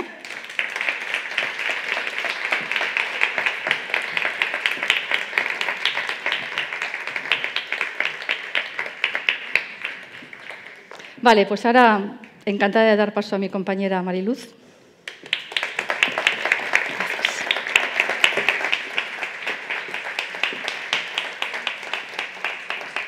Bueno, arratsaldeon, buenas tardes. Yo soy Mariluz Buenaga Gómez, soy profesora e investigadora de la Facultad de Ingeniería en la Universidad de Deusto, aquí en Bilbao, y hoy vengo a rendir homenaje, a conocer y a reconocer a Hedy Lamarr. Tal vez muchos y muchas de vosotras conozcáis a la actriz Hedy Lamarr, ¿no? Los más jóvenes igual no tanto, pero Hedy Lamarr fue una actriz reconocida mundialmente, de los años dorados de Hollywood, una belleza en los años 40, los años 50, con muchas películas, ya veis aquí, y habrá cientos de fotos reflejando esta belleza. Pero ¿qué hacemos hablando de Hedy Lamarr en una sesión en la que hablamos de mujeres científicas de ayer y de hoy? Bueno, pues porque Hedy Lamarr fue mucho más que una cara bonita y mucho más que una actriz y una belleza, ¿no? Se le hablaba de la mujer más bella del mundo, la mujer más guapa del mundo, y tiene una vida, como ya veremos de forma muy sintetizada, una vida de película, una vida de las que hoy tendría portadas y portadas de Lola todas las semanas, una tras otra, porque también tuvo pues, una vida personal muy agitada. Pero Hedy Kisler Marecki, que es su verdadero nombre, Hedy Lamarr evidentemente era el nombre artístico, nació en 1914 en Austria, en Viena, también de origen judío, y no solamente fue una cara bonita, sino que fue una inventora, una científica, con una patente, porque desarrolló un sistema de comunicaciones secreto junto a George Antheil, que fue un compositor. A diferencia de algunas otras antecesoras que hemos visto, Hedy Lamarr tuvo reconocimiento, pero a partir de 1997, 2000, 2014, 2000, etc. Veis que ella falleció en el año 2000, con lo cual gran parte de su reconocimiento fue a título póstumo. Y ella luchó toda la vida para que se le reconociese esa parte inteligente, esa parte brillante que tenía, además de actriz, pero bueno, pues lo consiguió a duras penas. Hedy Lamarr nace en Viena, en Austria, en una familia acomodada, culta, su padre era banquero, pero era su padre el que le inició en la ciencia, en la tecnología, le explicaba cómo funcionaban las cosas a su alrededor. Hedy Lamarr nunca tuvo unos estudios en ingeniería, ni fue a la universidad, estudió en un colegio privado de Viena, pero ya desde joven destacó por su belleza. Decían que allá donde entraba, pues la gente se quedaba en silencio admirando lo bella que era. Bueno, pues hizo sus primeros pinitos con fotógrafos, se acercó a un estudio de cine y enseguida, con 16 años, ya empezó a rodar sus primeras películas en Viena. Con 19 años rueda la película Éxtasis, que fue una película pues, muy subida de tono, donde aparece desnuda y, entre otras particularidades de Hedy Lamarr, diremos que es la primera mujer que filma un orgasmo femenino en el cine, que también es un hito. ¿Bien? Y esta película la marcó, como podéis imaginar en aquella época, pues no muy para bien a lo largo de toda su vida, ¿no? Después de esta película, bueno, pues sus padres horrorizados, se casa con un empresario austríaco, también de origen judío, que fabricaba armas para los nazis, ¿vale? o para Alemania.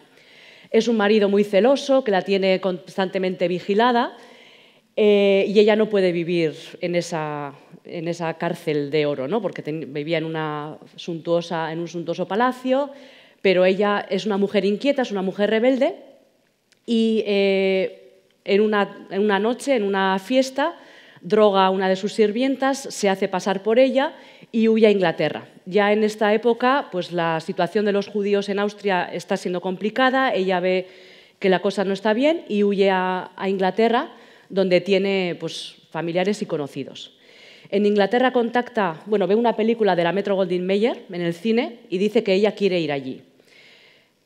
Contacta con un representante estadounidense que le concerta una cita con Louis B. Mayer. Louis B. Mayer pues, era pues uno de los ejecutivos de la Metro-Goldwyn-Mayer.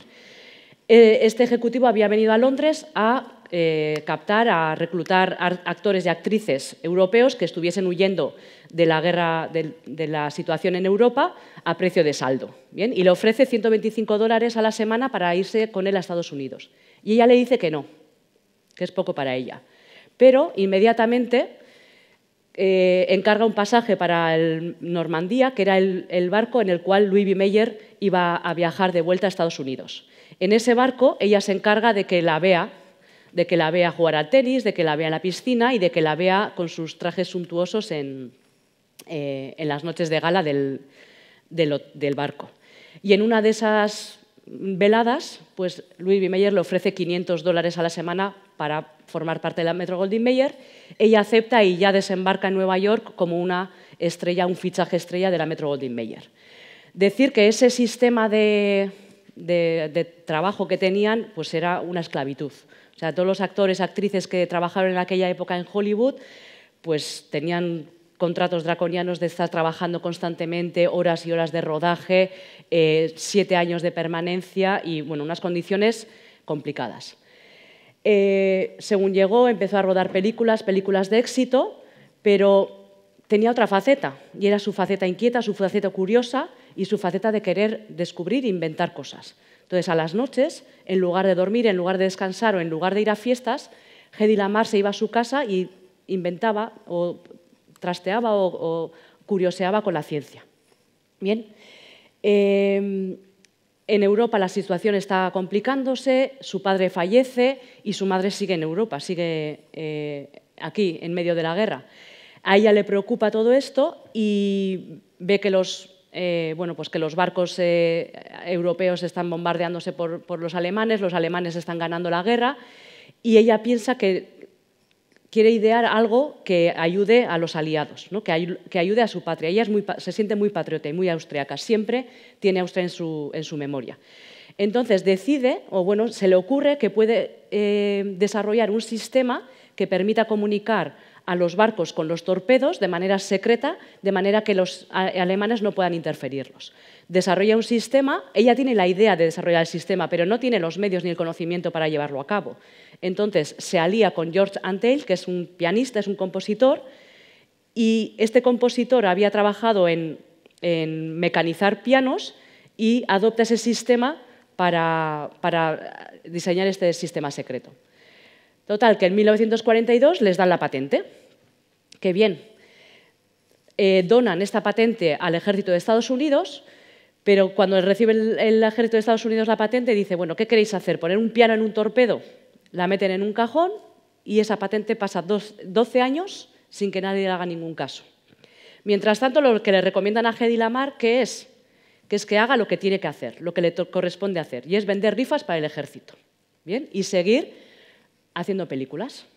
Hace otras películas como Sansón y Dalila, reconocidas mundialmente, se casa 2, 3, hasta 6 veces, y ella quiere que se le reconozca por su talento, pero no hay manera.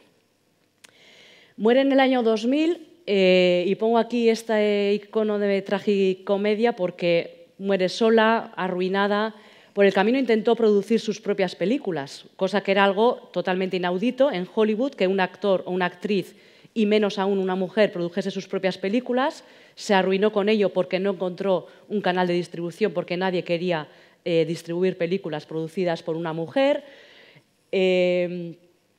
Tuvo divorcios ruinosos, fue madre soltera, era una mujer feminista y rebelde y que no quería ser encasillada como la actriz de Hollywood, y solamente al final consiguió pues, cierto reconocimiento. De hecho, en uno de los premios, ese que le dieron en 1997, ella no quiso acudir porque también estaba desfigurada por la cirugía estética.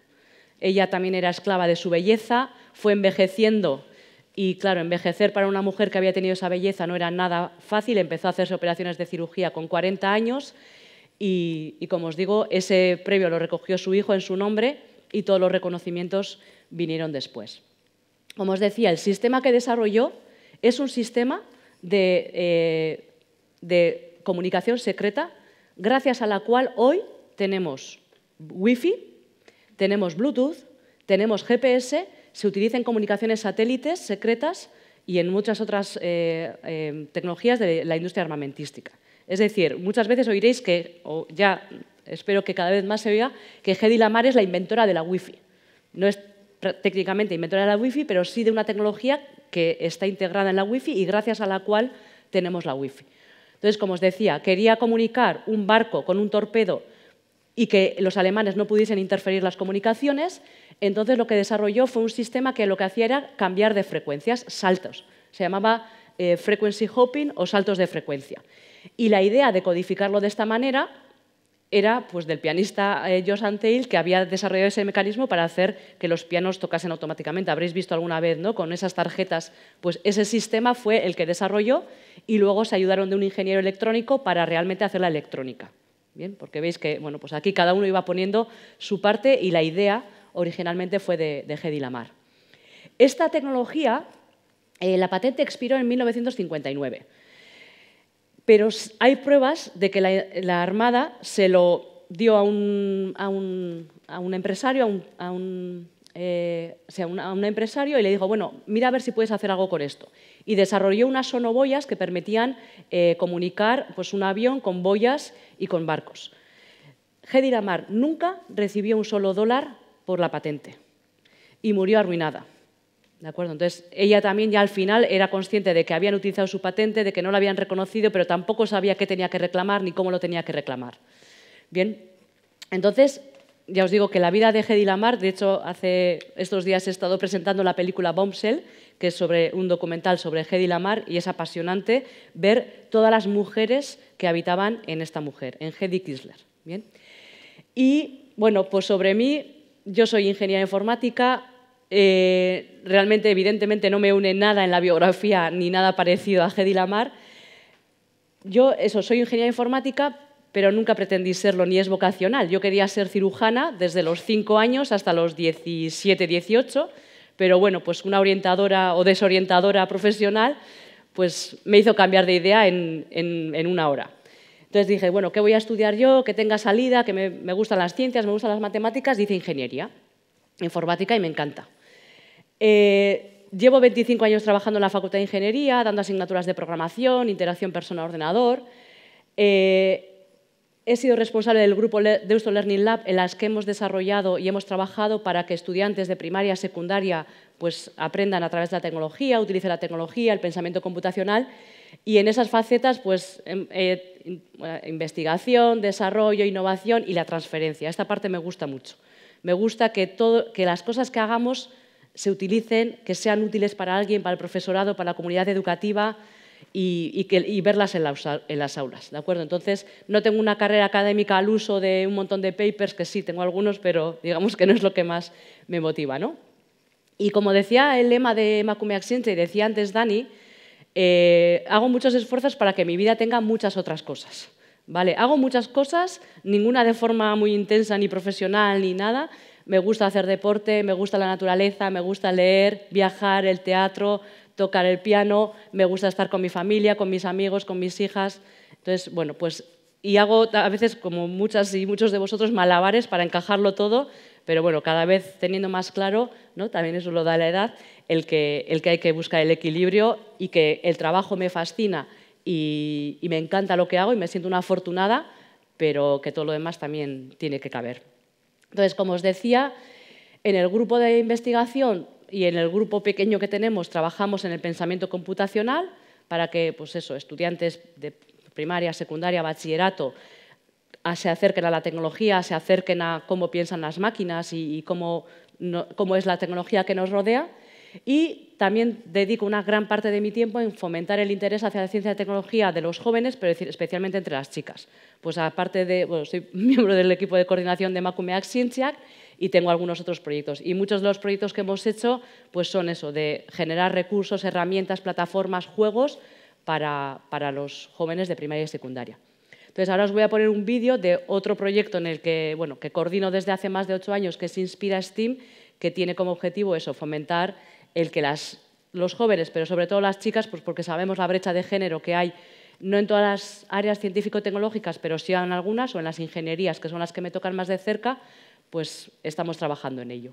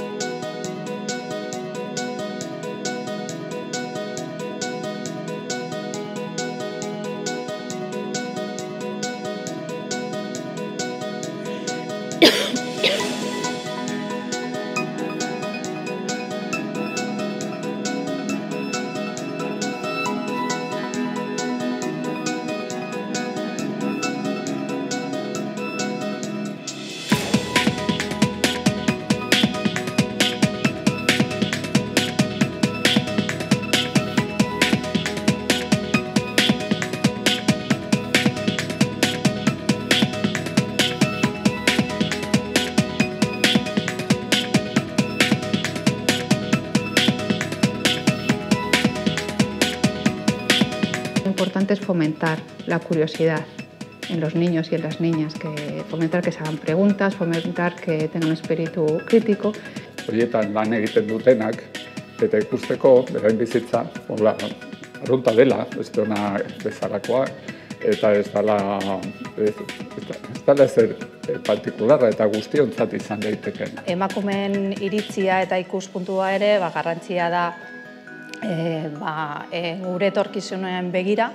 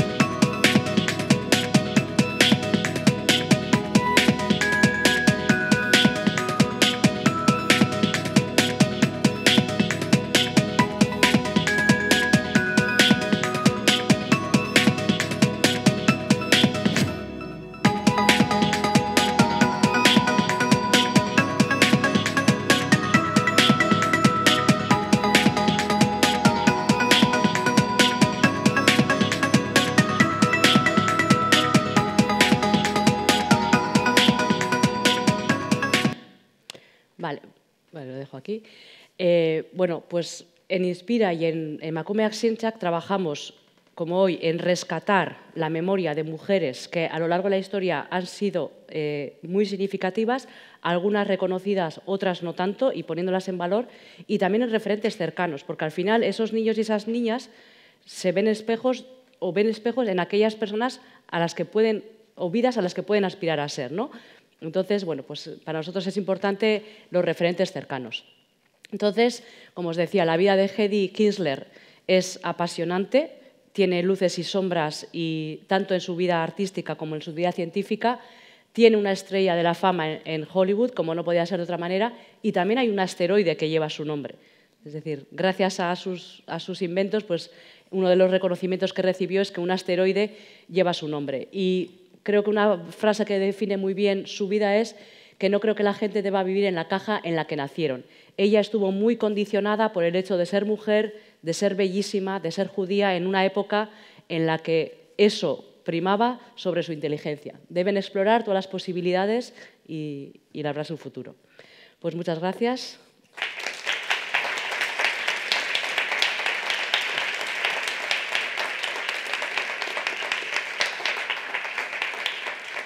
Y doy paso a mi compañera Alicia.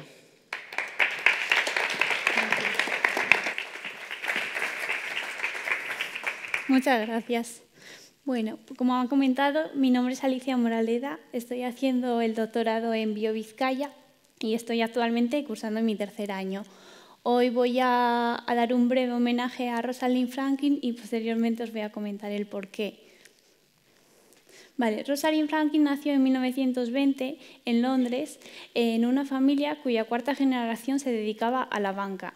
Como podéis esperar, su familia esperaba que ella también iba a dedicarse a la banca. Sin embargo, no ocurrió así. Rosalind Franklin tuvo la suerte de poder estudiar en colegios bastante prestigiosos y así encontró su vocación en ciencias naturales y física. Ella aplicó o estuvo haciendo el acceso para entrar en Newham College, en una universidad de Cambridge para mujeres, y pudo entrar. Sin embargo, esta decisión tomada por Rosalind Franklin no estuvo bien vista a ojos de su padre, por lo que rechazó pagar esos estudios. Entonces fue la hermana del padre quien decidió hacerse cargo de estos estudios. Esta decisión fue cortada por el padre y volvió otra vez a retomar los cargos económicos de su estudio. Inició el doctorado en 1941 y, como podéis esperar, con la Segunda Guerra Mundial tuvo que dar un cambio a su vida y desde el inicio de su doctorado cambió su título de tesis a la investigación para la Asociación Británica del Carbón.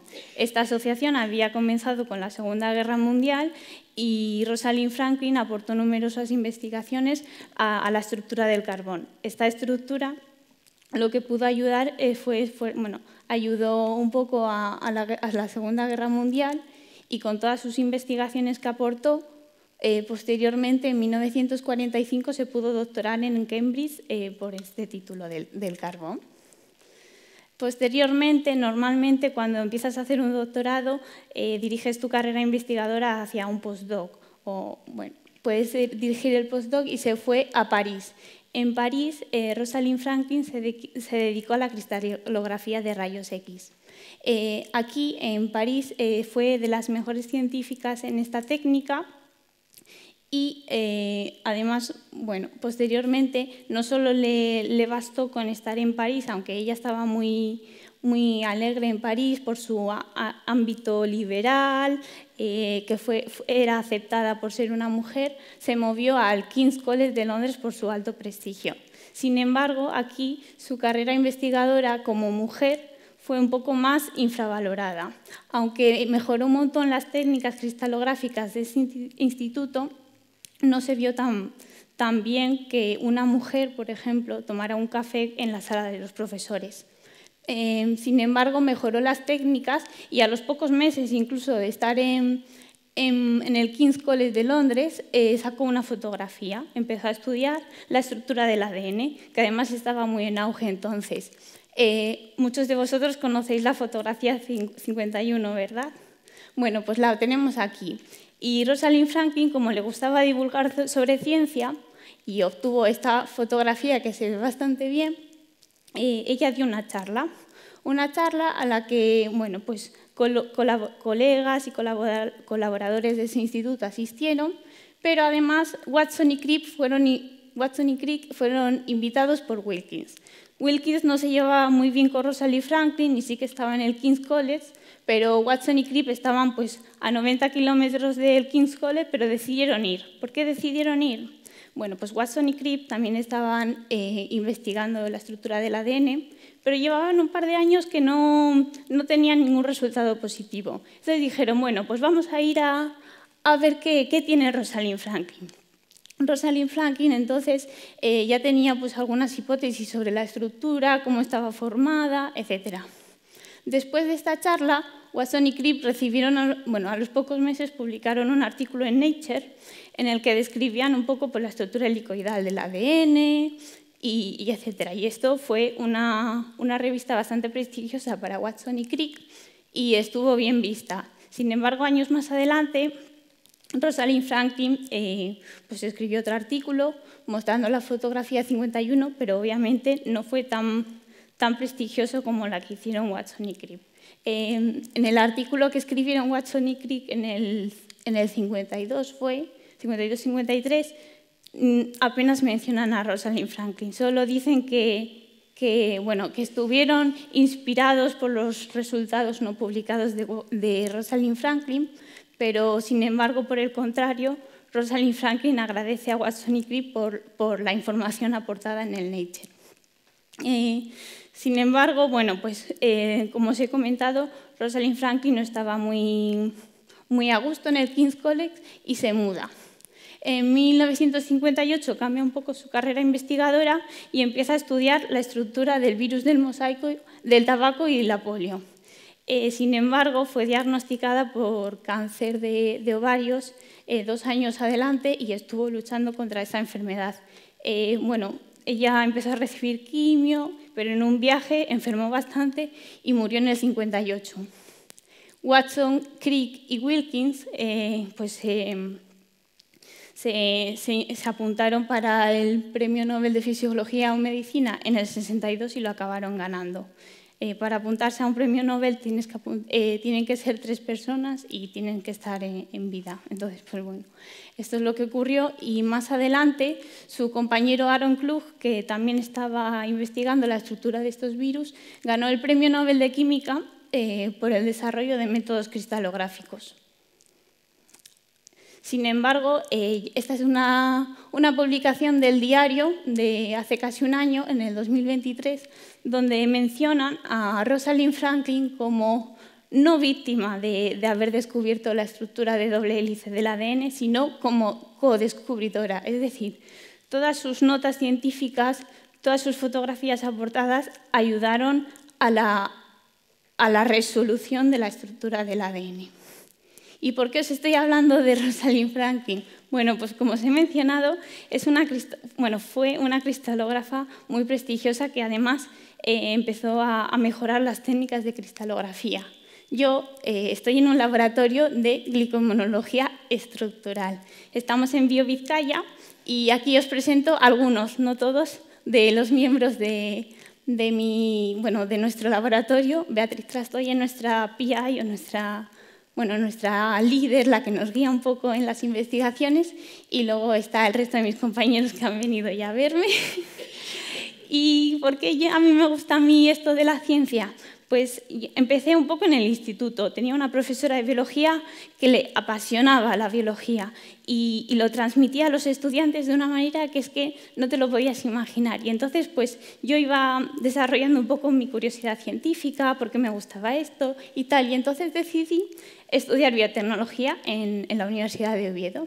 Y hice una estancia en Alemania, haciendo pues, un poco, sobre todo muchas prácticas de laboratorio y asignaturas de la carrera. Y luego, posteriormente, pues bueno, estaba aquí el COVID, no sabía si irme, quedarme, y decidí hacer un máster de Biología Molecular y Biomedicina. Estaba tan a gusto en el grupo de laboratorio de Marcelo Gairín y Bea que bueno, pues me ofrecieron a seguir a hacer el doctorado. Y mi doctorado consiste en la cristalografía o la resolución de estructuras de unas proteínas que se alimentan o comen algas marinas. Y lo que hacemos es estudiar su estructura para luego relacionarla con su función. Pero bueno, no solo investigamos, también nos lo pasamos bastante bien y tenemos muy buen ambiente en nuestro instituto. Un poco para que estéis relacionados con la cristalografía y qué es lo que se puede mirar con esta técnica, aquí os muestro un gráfico así un poco más de la biología estructural y de los objetos que se pueden observar. Bueno, nosotros nos encontramos aquí en cristalografía de rayos X y lo que se pueden observar es moléculas pequeñas, como hizo Rosalind Franklin con la estructura del ADN, o como hago yo ahora, con proteínas o complejos proteínicos. Bueno, obviamente estas técnicas avanzan, evolucionan, salen técnicas nuevas y bueno, pues está la cryo-EM o la microscopía electrónica. Pero yo solo os voy a hablar de la cristalografía, ¿vale? Y entonces, ¿qué hacemos nosotros en el laboratorio o qué se hacía también anteriormente? Tú lo que quieres es una muestra pura, que solo haya una para que se pueda determinar su estructura. Entonces nosotros en nuestro caso tenemos proteínas, un tipo solo de proteínas, y lo que hacemos es poner 96 condiciones diferentes. Imagínate anteriormente que no solo pongas una, sino pongas 96 para ver si te salen algún cristal. Después de poner estas placas, que vamos a ver más adelante, salen cristales. Todo esto lo hacemos en biocruces. Después, los cristales lo llamamos como pescar y lo mandamos al acelerador de partículas. Este acelerador de partículas pues, genera un campo muy grande donde se van a liberar rayos X que chocan contra este cristal. Chocan y se chocan contra una molécula y difractan en algún patrón diferente. Entonces, cada proteína va a tener un patrón diferente de difracción. ¿Qué hacemos con este patrón? Pues con un montón de software informáticos lo que vamos a hacer es determinar la estructura 3D. Y esto ya lo volvemos a hacer en Biocruces Vizcaya. Anteriormente, obviamente, no existía la impresión en 3D. Ahora podemos hacer cosas muy chulas, como sacar nuestra proteína de la tesis e imprimirla en 3D y ver la superficie. Ahora os he mencionado que para poner cristales de una proteína se necesitan 96 condiciones diferentes. Entonces, uno de mis aparatos favoritos del laboratorio se llama este de aquí y se llama Mosquito. Esto no está apagado, ¿vale? Y se llama Mosquito porque, como vais a ver ahora, el aparato tiene bueno, unas no son agujas, pero absorben la proteína y lo van mezclando con las diferentes condiciones. Entonces van poniendo placas y cada gotita de aquí está tu proteína y una de las condiciones diferentes. En esta mezcla, pues con el paso del tiempo se va nucleando la proteína y va formando cristales. Entonces, estos cristales de aquí hay que pescarlos de alguna manera. Entonces nos ves a nosotros en el laboratorio montando la pesca, cogiendo los cristales y lo que vemos en el microscopio os podéis imaginar a qué tamaño está, a este tamaño. Entonces tenemos que ir como el gato y el ratón, buscando el cristal, cogiéndolo y poniéndolo en nitrógeno líquido, luego para mandarlo al acelerador de partículas. En mi tesis doctoral lo que hacemos es estudiar la estructura de unas algas marinas. Os preguntaréis, ¿por qué algas marinas? Bueno, pues porque las algas marinas, aunque no lo parezca, tienen numerosos beneficios. Algunos de los beneficios está la función antioxidante, acción monomoduladora, antiviral, anticoagulante, también protege de la piel y numerosas más. Pero ¿así el alga te lo comes y ya estaría? No. Pues entonces, para poder absorber bien esto, lo que necesitamos es que el alga esté cortado en cachitos pequeños y lo que necesitamos son enzimas que se encarguen de degradarlo. En el mar, como os podéis imaginar, hay un montón de bacterias. Estas bacterias secretan un montón de proteínas, una mezcla heterogénea y enorme, y a partir de estas proteínas lo que hacemos nosotros es seleccionar la que más nos interese. A partir de aquí lo cristalizamos como os he mencionado y obviamente pues, puede haber unos buenos cristales, pero otras muchas veces los cristales están así un poco rotos, no tienen tan buena forma. Y bueno, con un montón de trabajo y esfuerzo obviamente acabamos consiguiendo la estructura en 3D. A lo mejor os pensáis que son proteínas de interés. Pues bueno, proteínas de interés un poco es alguna desconocida, que no se sepa su función, tampoco se sepa su estructura. Alguna proteína que a lo mejor pues, empieza a degradar el alga y saca productos, pues, productos que interesen para empresas biotecnológicas o farmacéuticas. Y ya para acabar, un poco me gustaría hacer una síntesis y otra vez homenajear a Rosalind Franklin, porque aunque ella no tuvo una carrera fácil, investigadora, todavía seguía creyendo en la humanidad. Y una de sus frases que fue que, en su opinión, todo lo que se necesita para la fe es la creencia de que haciendo lo mejor que podemos lograremos nuestro objetivo, mejorar la humanidad. Y bueno, aquí está mi charla de hoy. Muchas gracias por escucharme y por venir.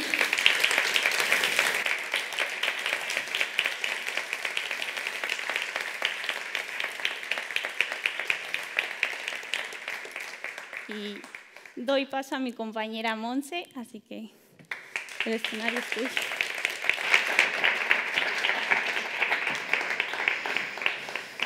Muchas gracias, Alicia. Primero que todo, gracias a todos y todas por estar aquí, aguantando hasta el último momento.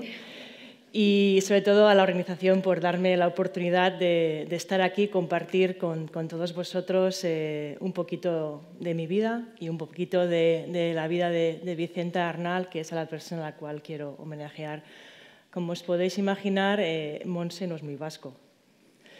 Pero antes de pasar a un poquito de mí, quiero haceros un par de preguntas. ¿Quién lleva un móvil encima?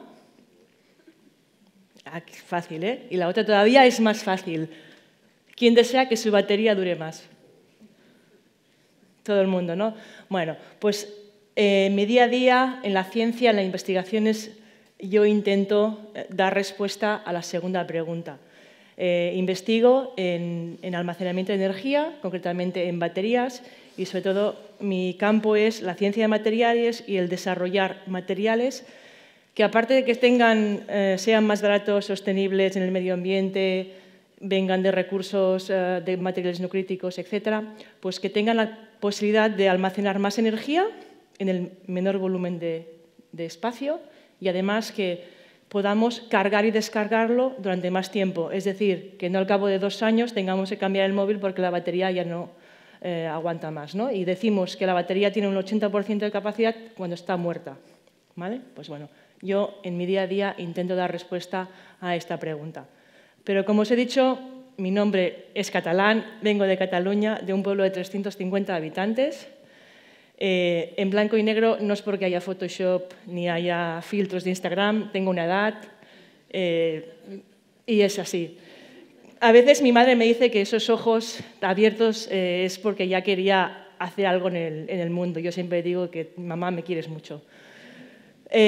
Por cuestiones laborales de mi familia, nunca hemos vivido al pueblo, pero yo me he criado allí. Hemos vivido pues a Móra la Nova, que es hasta al lado. Bueno, ahora está al lado, antes era 2 horas, ahora 20 minutos.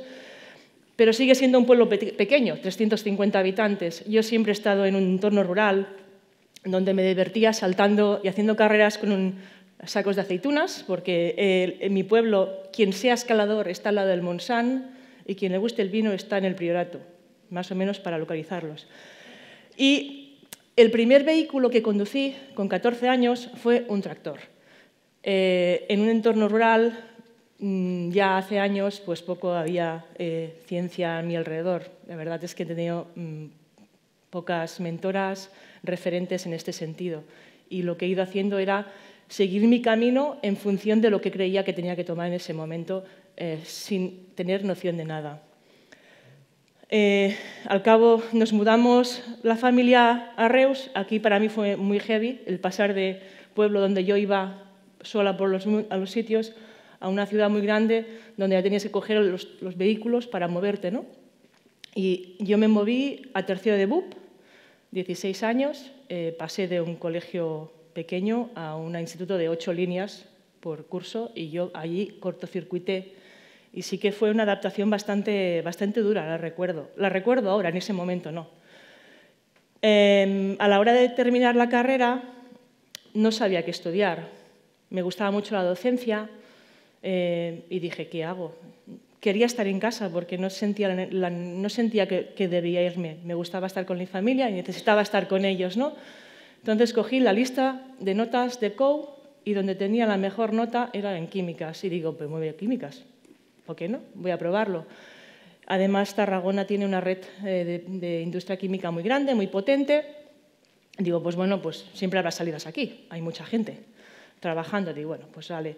Pero también uno de los grandes motivos por quedarme era porque yo tenía una pasión desde pequeña y que siempre he podido disfrutarlo. Y aquí es un pequeño inciso a lo importante que es el balance entre lo profesional, que para mí estudiar pues era lo profesional, y la vida. Es que yo he jugado baloncesto con 25 años, hasta que me jubilé. Cuando ya no podía más el cuerpo, dije, pues me jubilo. Y quiero hacer este inciso porque en el instituto mis padres son de los padres que siempre van a preguntar a los tutores, ¿qué tal los hijos? Y resulta que en el COU, el profesor tutor mío le dijeron que o Mon se deja el baloncesto o no será nada en esta vida. De aquí le mando un saludo al visionario de turno y agradezco muchísimo a mis padres el darme la opción de no escucharle y tomar la decisión de seguir por este camino, ¿no? ¿Por qué? Pues creo que es importante el seguir estudiando, pero creo que es importante compaginar cosas que te gustan y que nos abren la mente y otras habilidades. Yo, del baloncesto y del deporte de equipo, he aprendido lo que es el trabajo en equipo, he aprendido a compartir, he aprendido a organizarme, he aprendido a ganar, he aprendido a perder y no hay más. Entonces, yo me gustaría que los padres, por favor, no cortaran las alas a los hijos cuando sacan malas notas. Y aquí voy a seguir con mi vida. Decidí un momento en la carrera que yo quería ya volar. Y es cuando salí y me fui, llegué a casa y le dije, papá, mamá, me voy de Erasmus, me voy a Alemania. Estaban tan sorprendidos, pero como siempre me acompañaron en todo. Y me fui pues 7 meses a hacer mi trabajo final de carrera. Y es donde yo, por primera vez, investigué. ¿Y qué investigué? Pues hilo con mi compañera Alicia. Me encantaba la ciencia de materiales y la única asignatura que me gustó de la carrera, de verdad, es la cristalografía. Y decidí irme a Tübingen, a un sitio donde hacían mucha difracción de rayos X y quería nutrirme de la parte de ciencia de materiales y cristalografía, ¿no? Y allí pues estaba rodeada en el laboratorio todo chicos, pero la verdad estuve muy a gusto. Creo que era la única chica del departamento, pero bueno, no tengo nada en contra, pero sí que había una gran diferencia en cuanto al balance, ¿no?, de género. Tuve la suerte de que, siendo mi trabajo experimental, pues empezar a sacar publicaciones científicas, que para mí esto ya era, no sé, como muy raro, ¿no?, que hace mis cosas, mis resultados publicados. Me empecé a enganchar, ¿no?, en este mundo de la producción o de ver el impacto que puede generar, ¿no?, lo que tú obtienes o lo que obtenemos en la comunidad. Pero además es importante el disfrutar de la atmósfera, y en Alemania por primera vez bebí cerveza. Ahora ya no la quito de mi vida. Pues el compartir con gente de todo el mundo para mí es súper enriquecedor, el coger y el nutrirte de esa gente que después de tantos años todavía a veces seguimos en vínculo y es, pues bueno, es bonito de recordar.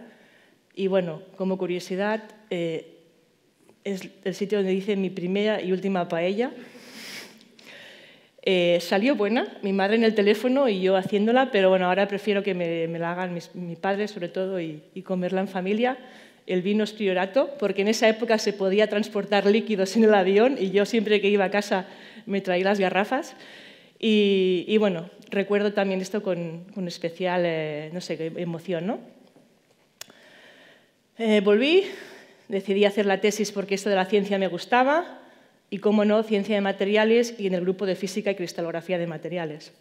En esa época yo trabajaba con materiales para óptica, en este caso láseres, nanocerámicas, los cuales, pues ese es un ejemplo, que la metíamos en una cavidad láser y emitían la luz, ¿no? Para las aplicaciones que trabajaba era para medicina. Instancias en Polonia y estancias en Madrid para completar mis estudios y, bueno, pues premio extraordinario del doctorado, muy comúnmente en España. Y cuando terminé el doctorado dije, bueno, ahora tengo que buscar el siguiente paso y debido a que trabajé mucho en microscopía, dije, quiero ser microscopista. Entonces decidí buscar una posición postdoc generalmente como microscopista y la encontré en Bruselas, en la Universidad Libre de Bruselas, en la parte francesa, donde trabajaba en un microscopio electrónico de transmisión y lo que puse fue en marcha un nuevo detector que es muy poco común y buscaban una persona con experiencia en microscopía y que estuviera allí pues, trabajando. Entonces era una colaboración con una empresa que desarrollaba el detector y además todas las comunidades científicas de alrededor que venían a analizar estas muestras, ¿no? Para mí fue como un periodo donde tuve muchas relaciones colaborativas de investigación con gente puntual, pero el trabajo en equipo conmigo, con el agente, no. Estaba yo encerrada, pues 24/7 casi en una habitación negra. De Bruselas recuerdo los gofres, las patatas y mi amigo Tintín, que el creador es de allí. Pero también recuerdo que he tenido la posibilidad de irme de estancia pues, a Río de Janeiro. También no solo hay samba, sino que también se investiga a usar un microscopio electrónico aún más potente que el que tenía yo allí. Y también a Grenoble, donde también me formé con el detector y el software especial, ¿no? Como os digo, muchas horas en una habitación negra, yo sola, y notaba y sentí en ese momento, después de 2 años, que quería volver al laboratorio y al trabajo en equipo. Entonces, buscando opciones de siguiente paso, encontré pues, una plaza, una oferta de postdoc en el CIC Energigune, aquí en el Parque Tecnológico de Miñano. Un CIC es un centro de investigación corporativa creado por la Estrategia de Gobierno vasco en la temática de energía, ¿no? Buscaban un perfil de ciencia de materiales, con cristalografía, difracción de microscopio electrónico, y así me uní a la familia del CIC, ¿no? Tengo que decir que casi que no he entrado en el microscopio. Llegas a un sitio para hacer unas cosas y la vida te va trayendo por otros caminos, ¿no?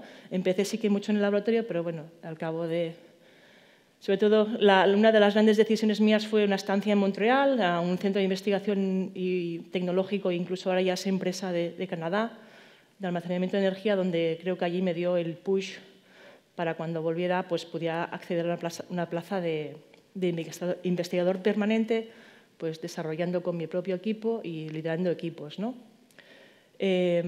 Actualmente, además de tener parte de la ciencia, me gusta mucho el trato con las personas y estoy bastante concienciada con la retención y atracción de talento, ¿no? Y estoy un poco entre medias de ciencia y recursos humanos, porque creo que es una cosa que después de 11 años de trabajar aquí en el centro, con mi experiencia creo que puedo aportar pues, para que la gente, no sé si ayudarles o no, pero pues, hablar con ellos para atraer o retener a las personas aquí, ¿no? Pero, como ha dicho Daniel, soy amante del deporte. Y si una cosa es importante es el balance entre el trabajo y la vida profesional y la vida personal, bueno, antes de todo, yo llegué siendo una pipiola y a mí me han salido las arrugas una brutalidad. No sé si es por la dureza del trabajo, por el clima o por lo que sea, pero sí que estos años he notado pues, que al final la madurez personal se acompaña de la madurez profesional, ¿no? Y amante del deporte, viciada de la bicicleta, al cual, gracias a ella, empezando por la BTT, la carretera y el gravel, y por qué no hay más, los practico todos juntamente con la vida pirata, que son cosas que yo he aprendido en el País Vasco, porque antes ir yo viviendo en una furgoneta no me veía. Y ha sido aquí y es absorber la atmósfera del país, ¿no? Y para mí me parece una maravilla. ¿Por qué es importante el balance? Porque es importante el estar una misma con un bienestar para poder rendir. Y no solo es importante un trabajo nuestro personal, sino que las instituciones, como hemos dicho, también tienen que aportar su granito de arena. Y este sería mi mapa, más o menos mundial de la vida. Y cuando he estado buscando una persona a la cual podía homenajear, quería que tuviera un poquito de mí de todo, ¿no? De lo que me gusta.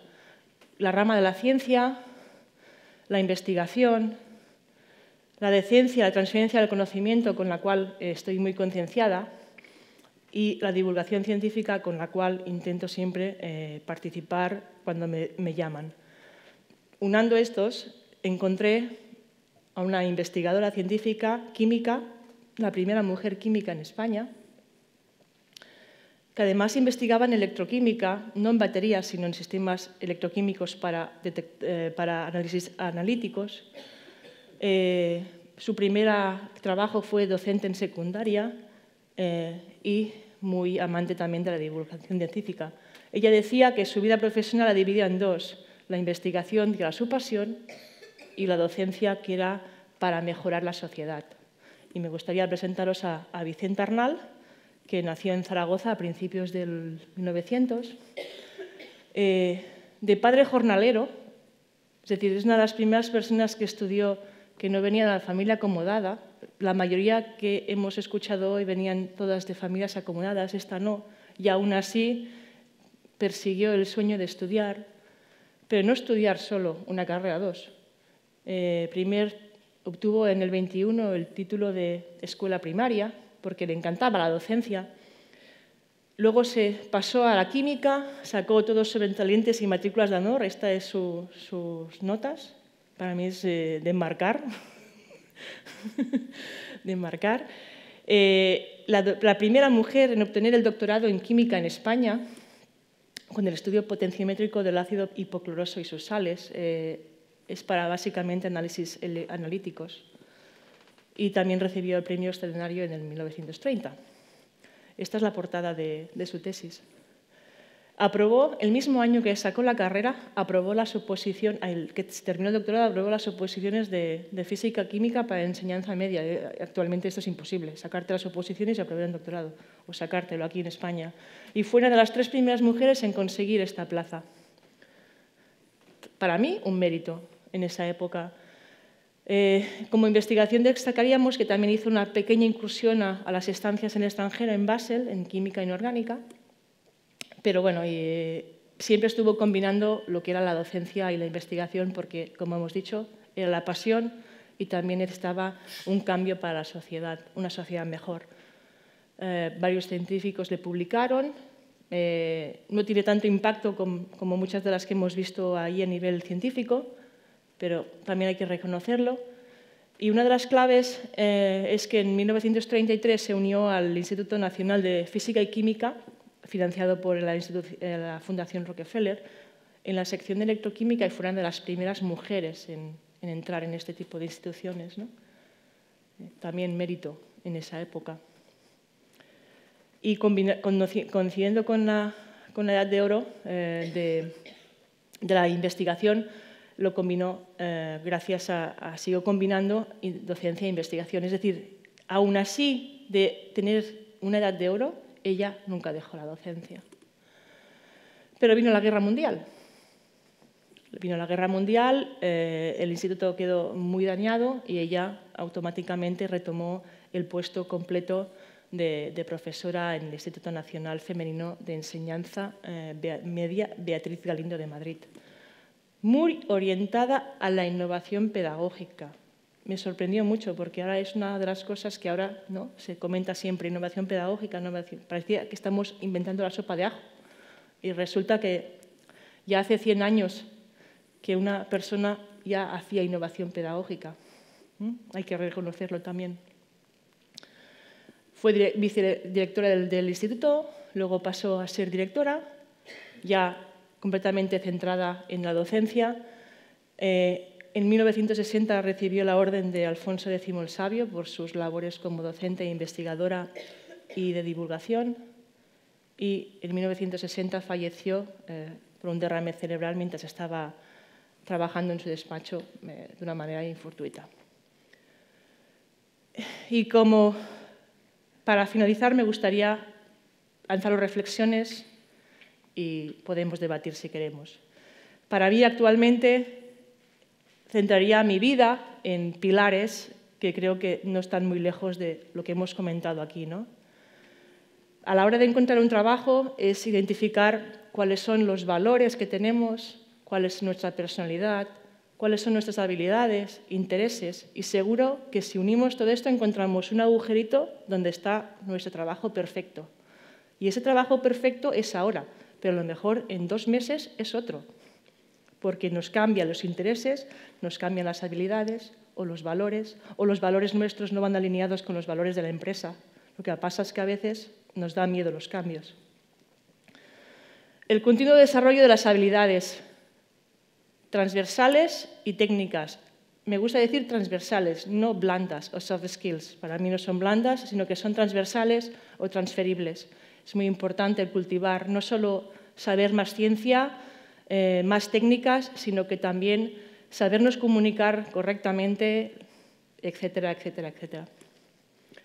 Y, cómo no, mente abierta y flexible a cualquier oportunidad. ¿Por qué cerrarnos puertas? ¿No? Y, como no, hemos dicho, el buen balance entre la vida personal y la vida profesional es clave para el bienestar de cada una de nosotras. Y 2 mensajes: que la única persona que tiene que ser feliz con la elección de vida eres tú, vosotras, que da igual lo que diga la gente, y que la vida laboral es una carrera de ultraciclismo, no una carrera de velocidad. Y muchas gracias.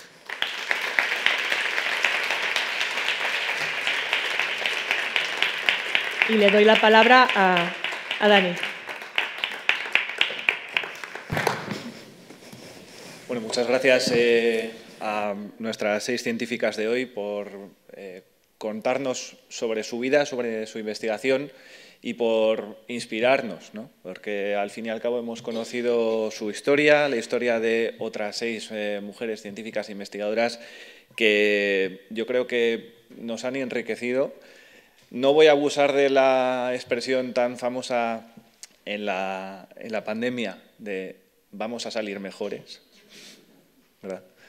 Porque, bueno, no sé si saldremos mejores, pero bueno, yo particularmente, si me permitís, me quedo con el esfuerzo de nuestras mujeres de hoy, de las mujeres de ayer, y por la parte que nos corresponde a los hombres también hemos visto algún ejemplo de que no siempre somos cínicos, sino que a veces también sabemos ayudar en lo que nos corresponde.